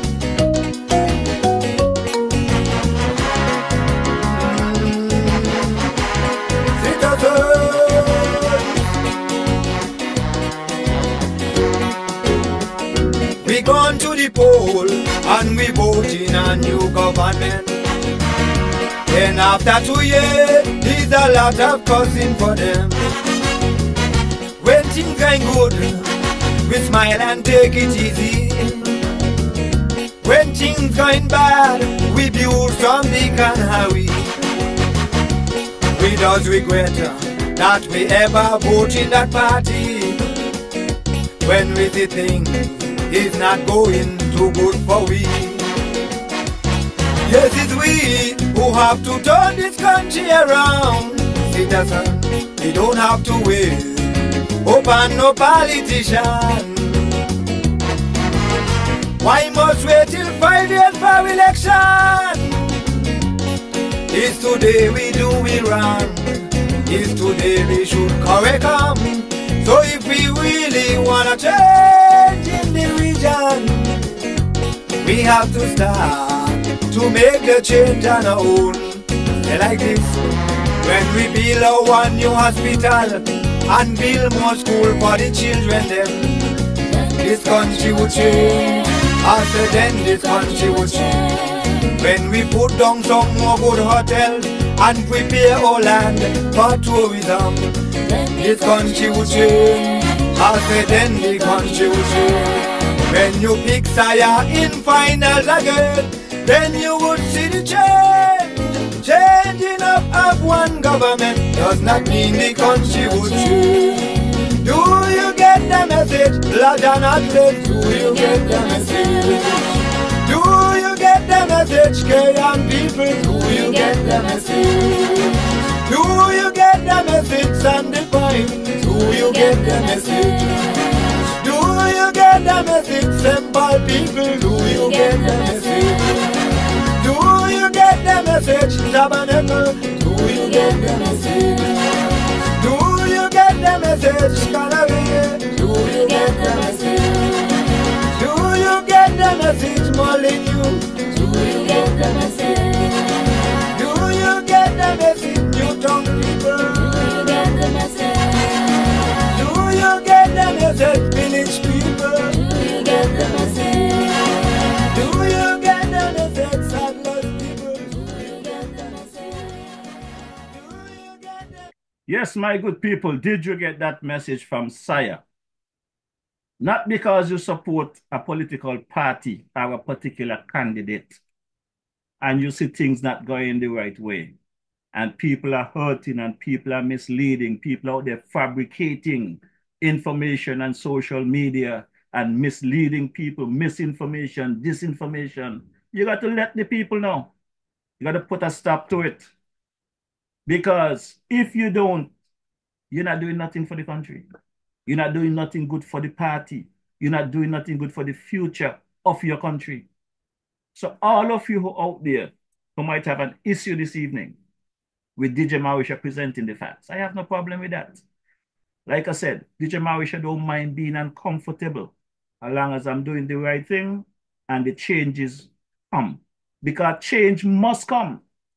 We cannot continue down this road with this misinformation and disinformation week after week on social media. This photo ups and posing and smiling while the people crying. That is not what we voted for. That is not what I fought for. There's a lot of things to be done. We campaign on good governance. Where's the good governance when you got people in position, lying to the people, putting fake information on social media, and you're getting a great job? Continue the good work. When they ain't doing the good work, they ain't doing nothing. But they're getting credit. This is nonsense. We campaign on the electoral system, electoral reform. I've heard over and over again that the process started. I ain't seen nothing start. If election called tomorrow in Nevis, nothing change over there. I know what we campaign on. I was on the ground. I started the ground war right here in New York. Right down there at the Mission in Manhattan. When 3 of our citizens got arrested in St. Kitts for standing up with a placard there in church and Kearn Street. 3 of our citizens, one turned out to be my cousin, got arrested for a placard that I understand was on the ground next to them, was not even in their hand. They went and tear gassed the people from a churchyard across the street, if no place else. The tear gas was thrown from a churchyard on our people. There was no war in St. Kitts. There was no riot in St. Kitts. But because some of you support the then Team Unity, you all did not condemn it. When I tried to reach out to Premier Brantley and Sean Richards and everyone else about my concerns, the only person that took my call was the late Vance Emery. I still have the screenshot with his comments to me. He wasn't in favor of it, but he was not a part of cabinet. Many of you supported the nonsense. When I got down to the mission here, thought I'd be having a good conversation with my boy, Ian Patches. He abandoned me down there. But Alva Pemberton, who's supposed to be the director, representative for the diaspora, all he do is stand on the other side and take our pictures. The placid on social media, how I down there demonstrating with a small crowd. That was the response. DJ Marisha down with a small crowd. I tried to give him a letter to give to Ian Patches Labour, who was the then ambassador to the UN. He refused the letter. What Alva did then, instead of taking the letter or come and talk to his fellow citizens, he went and asked security to remove us from the sidewalk. That's what Alva went and did. The security came and spoke to me because I was the leader of the group and explained to me, Mr. Marisha, you guys are not doing anything wrong. Ain't nothing we can do. You guys are not causing any problems, so we cannot move you from here. I get cussed off by many of you. Some of you call me terrorists. Some of you call me, say I'm mashing up the country. I came down to St. Kitts and applied for a permit to march with 100 people. I was denied it by the then Commissioner of Police and whoever else. They claim it was because of COVID. But while I was requesting a permit to march on the streets of Bastille with 100 people, and they say I couldn't march with 100 people because it was during the COVID era. The then Prime Minister have big domino session over the Atlas in a center. And when I go over there, they invite me by accident. I guess they know who I was. The CMO was over there too. More than 100 people in the place. But I could not get my 100 people on the streets of Bastille. A week later, I applied again. And I did march.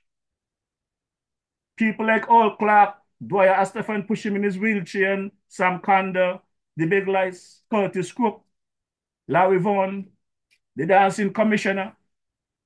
Great amount of people came out and supported the march. Many of them who is in big position today, since government change, they could not march. They could not come on the street. They was too big. They not come to fight. But today, them are the same people that want to come disrespect people and want to humiliate people and want to dictate. They are placed in position that they're not qualified in. They're not capable of doing the job. But they want to come and talk about, they want to talk down to people and disrespect people. You call them, ask them for a meeting, or I'm going to call you, or call me, and this bullshit. As Saya said, changing of government didn't mean the thing's going to change. But I also follow what Sweeney say, you change until you get it right. I am going to speak now on what I'm seeing wrong, simply because I support Prime Minister Joe. Simply because I support the Labour Party and I don't want them to make the same mistake as the previous administration. I'm not going to wait until next year, our campaign season, and come talk. No. I want to see the change now. If they don't want my support, no problem. Somebody else will be happy for it. But I will continue to support Prime Minister Joe, and I will continue to call out the wrongs as I see them. And I expect to see changes. Who don't like it? Mr. Harley, tell me, tell you, tough. because I'm not going to lose any sleep over it. When all you do good, I will talk good things. When all you continue to do the nonsense that you all doing, I am going to call you all out. And guess what? The forces of evil in our beloved Federation, I'm going to burn them out. I'm going to burn them out on this program, every last one of them. So take a listen to my boy, Ranger.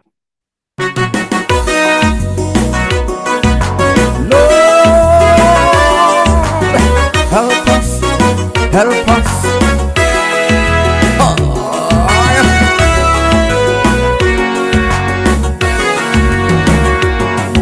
Listen, look around everywhere in confusion. In our small island, even at United Nations.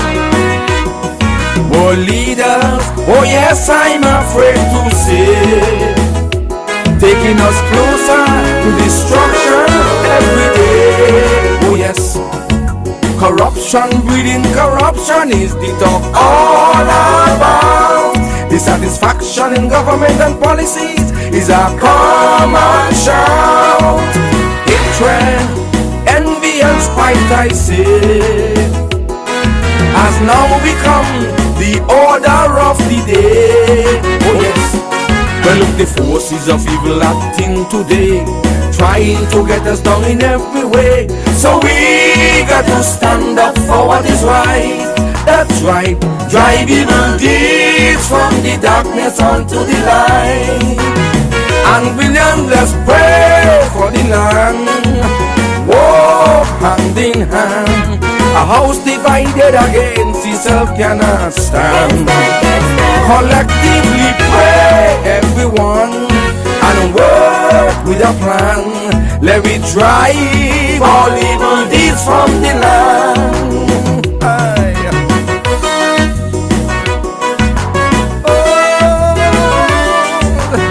Help us, help us.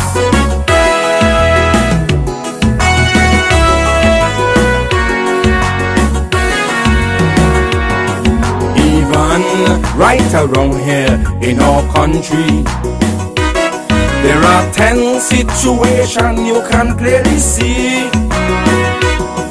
Opposition opposing every move government made, opposing everything just for opposition's sake. We see a system where our people slowly lose the right to think, and most of all the freedom to choose. In a regrettably so-called tourist industry, workers are fired without warning, without mercy. So you see, hungry mothers with their children to feed, trying desperately to fulfill their needs. A high price of survival we have to pay. Oh yes, evil force is increasing every day.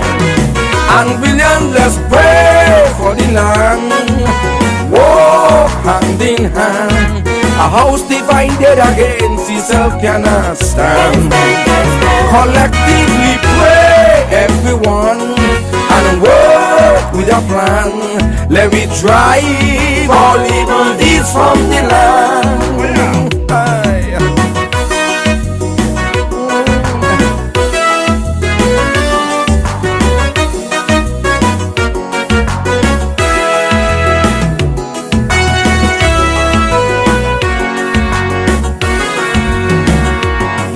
Bloodbaths in Syria and Afghanistan, in South Africa, victimization and oppression.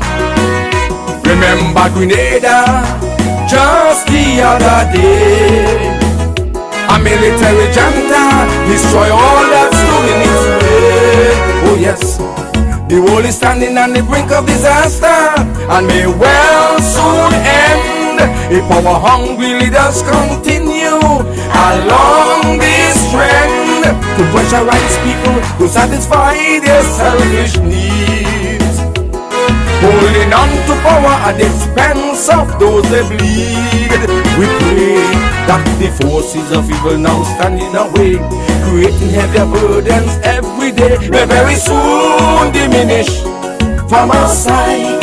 That's right, bringing brightness where once there was night. Come, pastors, pray for the land. Walk hand in hand. A house divided against itself cannot stand. Collectively pray, everyone, and work with a plan. Let me drive all evil deeds from the land. Come, pastors, pray for the land. Walk hand in hand. A house divided against itself cannot stand. Collectively pray, everyone, and work with a plan. Let me drive all evil deeds from the land. Lord, help us, help us.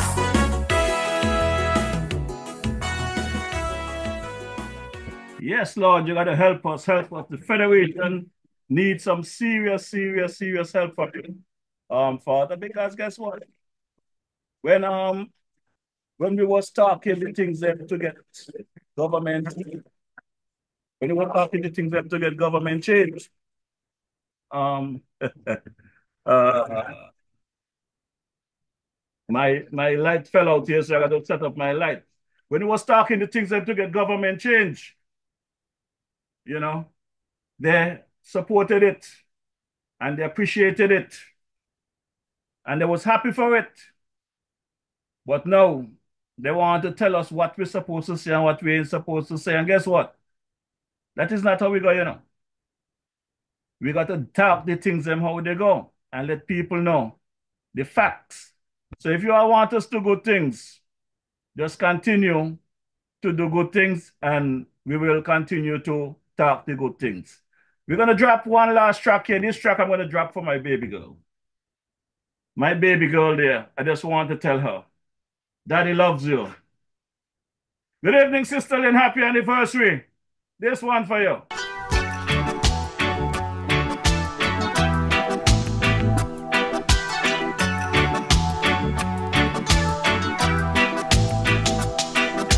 You're asking me to understand your feeling,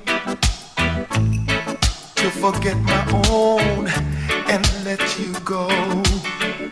Darling, I won't raise a hand to stop you. Just let me say one thing before you go. Come to me whenever you get lonely. Just reach out a hand and there I'll be. My love will light the way out of the darkness. If you ever need a true love, come to me. I believe the time alone will change you. Change of time will bring you back to me. So when you're tired of chasing rainbows, just make a wish for love and there I'll be. Come to me whenever you get lonely. Just reach out a hand and there I'll be. My love will light the way out of the darkness. If you ever need a true love, come to me.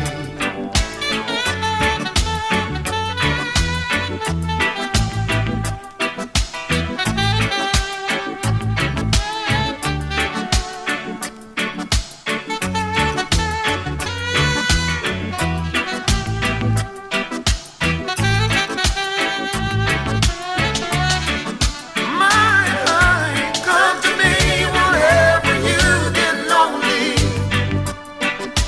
Just reach out a hand and there I'll be. My love will light the way out of the darkness. If you ever need a true love, come to me. Come to me whenever you get lonely. Just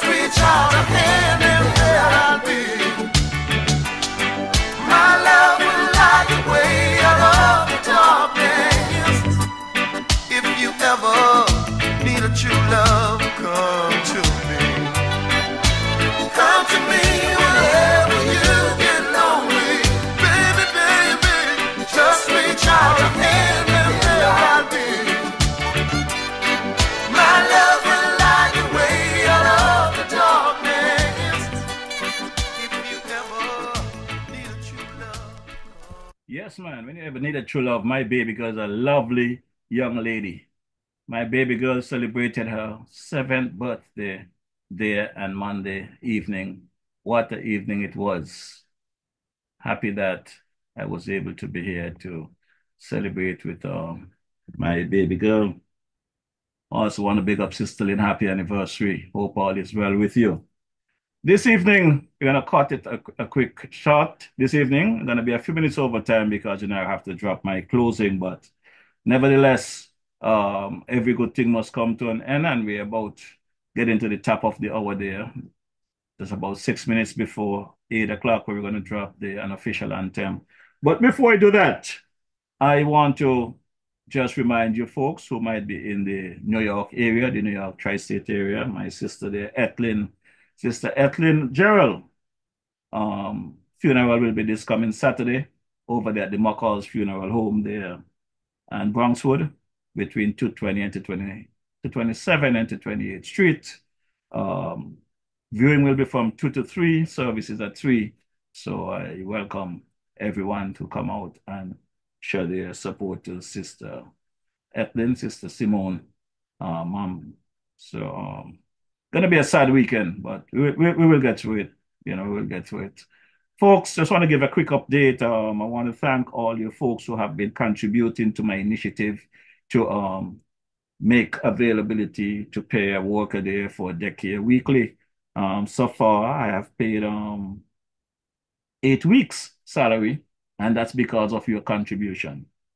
So I want to big up folks like Jeff Fritz and Sons Enterprises there in the Molineux area supermarket and the Fritz Bakery there in the Barrio area there. I want to thank you guys for your contributions. I want to also continue to pray for you guys with the passing of your son there, Brother Fritz. Keep up the good work. Also want to big up my boy, the Brother Eustace Warner. Warner's One Stop over there in the Boardwalk area. Thanks for your continued support and keeping the flames burning in our beloved Federation. Brother there, Romeo Paris Pharmacy, thanks for your continued support. I also went to check on my boy there, Brother Tango. I understand he's out of the country, but nevertheless, Tango's there with the tire shop down there in Westbourne Gut next to the market, always been a contributor and supporter to this podcast. So, Brother Tango, good evening. Hope all is well with you wherever you may be. Also want to big up my cousin there, Sister Gloria Hutchinson, Smart Fit Clothing Store there, and Central Street next to Skelett. Thanks for your continued support in this regard. I ask you folks to support businesses that support you. My brother there, Romelo Jeffers, as well. Thanks for your continued support in this regard. The man Douglas Shaw. Also, thanks for your support, Sister Pearl, Sister Hazel Claxton, Annette Morton. I want to thank all you folks that have made your contribution and keeping this individual employed. Hopefully I can maintain this status till the end of the year, the end of the school year. But again, I want to say good evening. My prayers continue with the Edwards family, the kids there for Brother Conce Edwards, the brothers, the sisters, the aunts, the uncles, everyone. My prayers are with you guys. And I will continue my campaign to see changes in our beloved Federation there for the healthcare system. We cannot have a healthcare system, a tourist industry, a country that depends on tourism, and we're not doing the right thing. Because guess what, my good people? If we continue down the road that we are no better than the other countries out there that have got sanctions.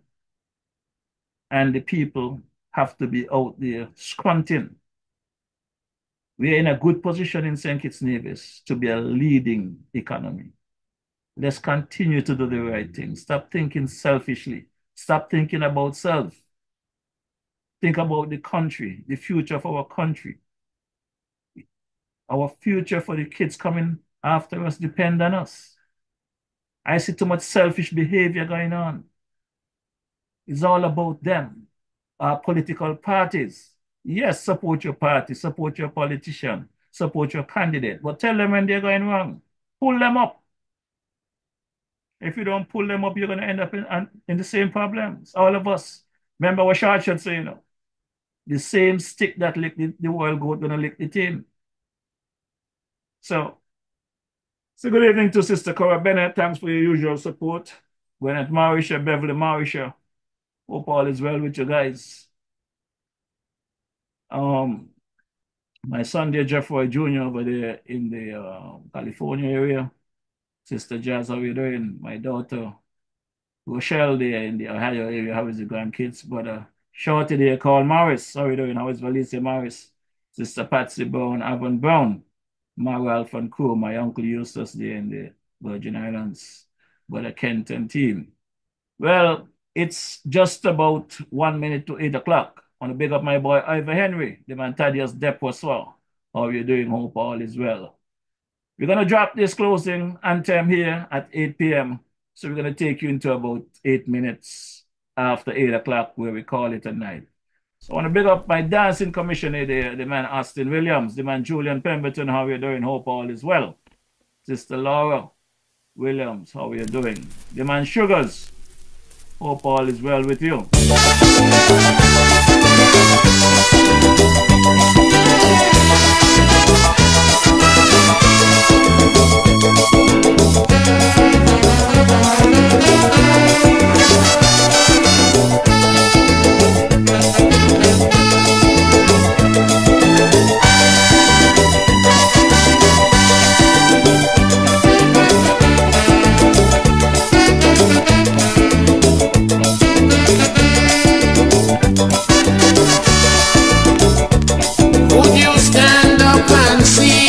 Your country dying and never lend a helping hand.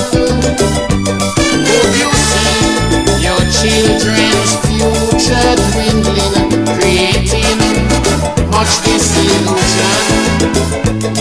Or would we watch on idly, disregarding our self-sufficiency? Maladministration wrecking all I know. I said no, not at all.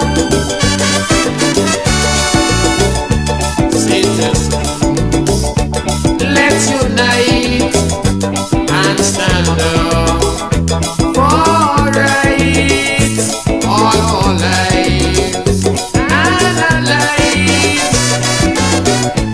Let us reintegrate and correct our mistakes.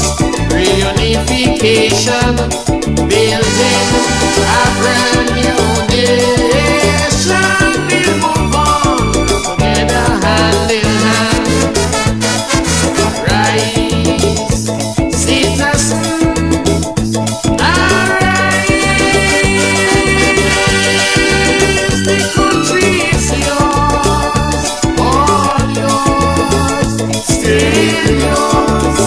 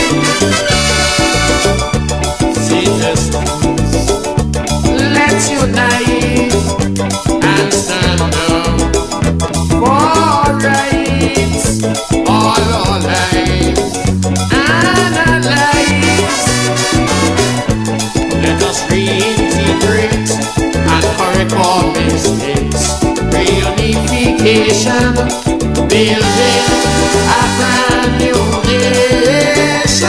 We move on together hand in hand. Rise, citizens, arise. The country is yours, all yours, still yours.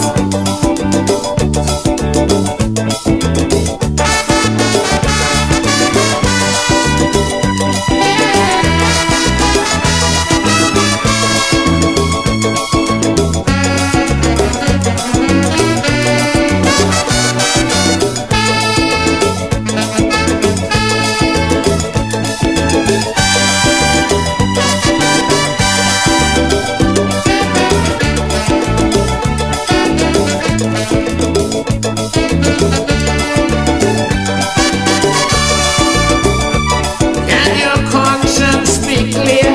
Indulging corruption or misusing public office, being accused of unemployment and crimes, or disrupting a citizen's peace. Oh, my country in this harmony, separated politically. Hatred for a brother, cannot love each other. No, I say no, not at all. Citizens, let's unite and stand up for rights, all our lives and our lives. Let us reintegrate and correct all mistakes. Reunification, building a brand new nation. We move on together hand in hand. So rise, citizens, arise. The country is yours, all yours, still yours.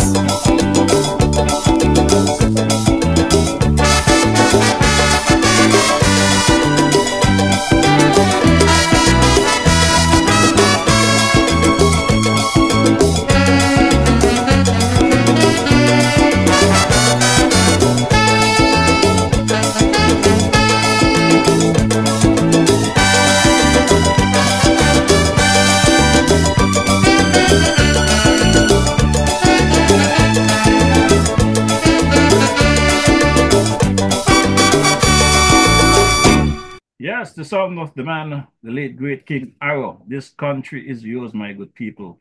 All yours. It's love and respect every time. I want to thank my engineer there, the man, Brother Ike, for having this program running for the past 4 years. Come November 8th, we'll be celebrating our 4th anniversary. I also want to thank my nephew there, Brother Glenville Lawrence, for cutting the clips and keeping the clips coming weekly. Without these clips, I would not be able to bring the information and the facts, my receipts, to you folks weekly. So I want to thank that. Good evening, Sister Nelta Robinson. How are you doing? Also, I want to big up my boy there, Brother Kent. I wonder what's going on with him in the Virgin Islands. Sister Pam, hope all is well. Also, Sister Ann Farrell Smith, good evening. How are you doing? Sister Tracy Jeffers, Tracy Powell. Brother Ian Queeley, Ambassador Queeley, how are you doing there? I want to touch Sister Haley Phipps also over there in the Scotland area. The man, Brother Ivor Henry. Look forward to seeing you sometime soon, my brother. Look forward to see you guys next week. Same place, same time, coming from a different time zone. Until such time, I want to say good evening to my godmother as well. Sister Joyce Bedford. Brother Bedford, how are you doing? My father there, Alfonso Marisha. How are you doing? Sister Alicia Marisha, Denise Marisha, and team. The man, Twinkie. We're in the water, my brother. The man, Sugars. Hope all is well.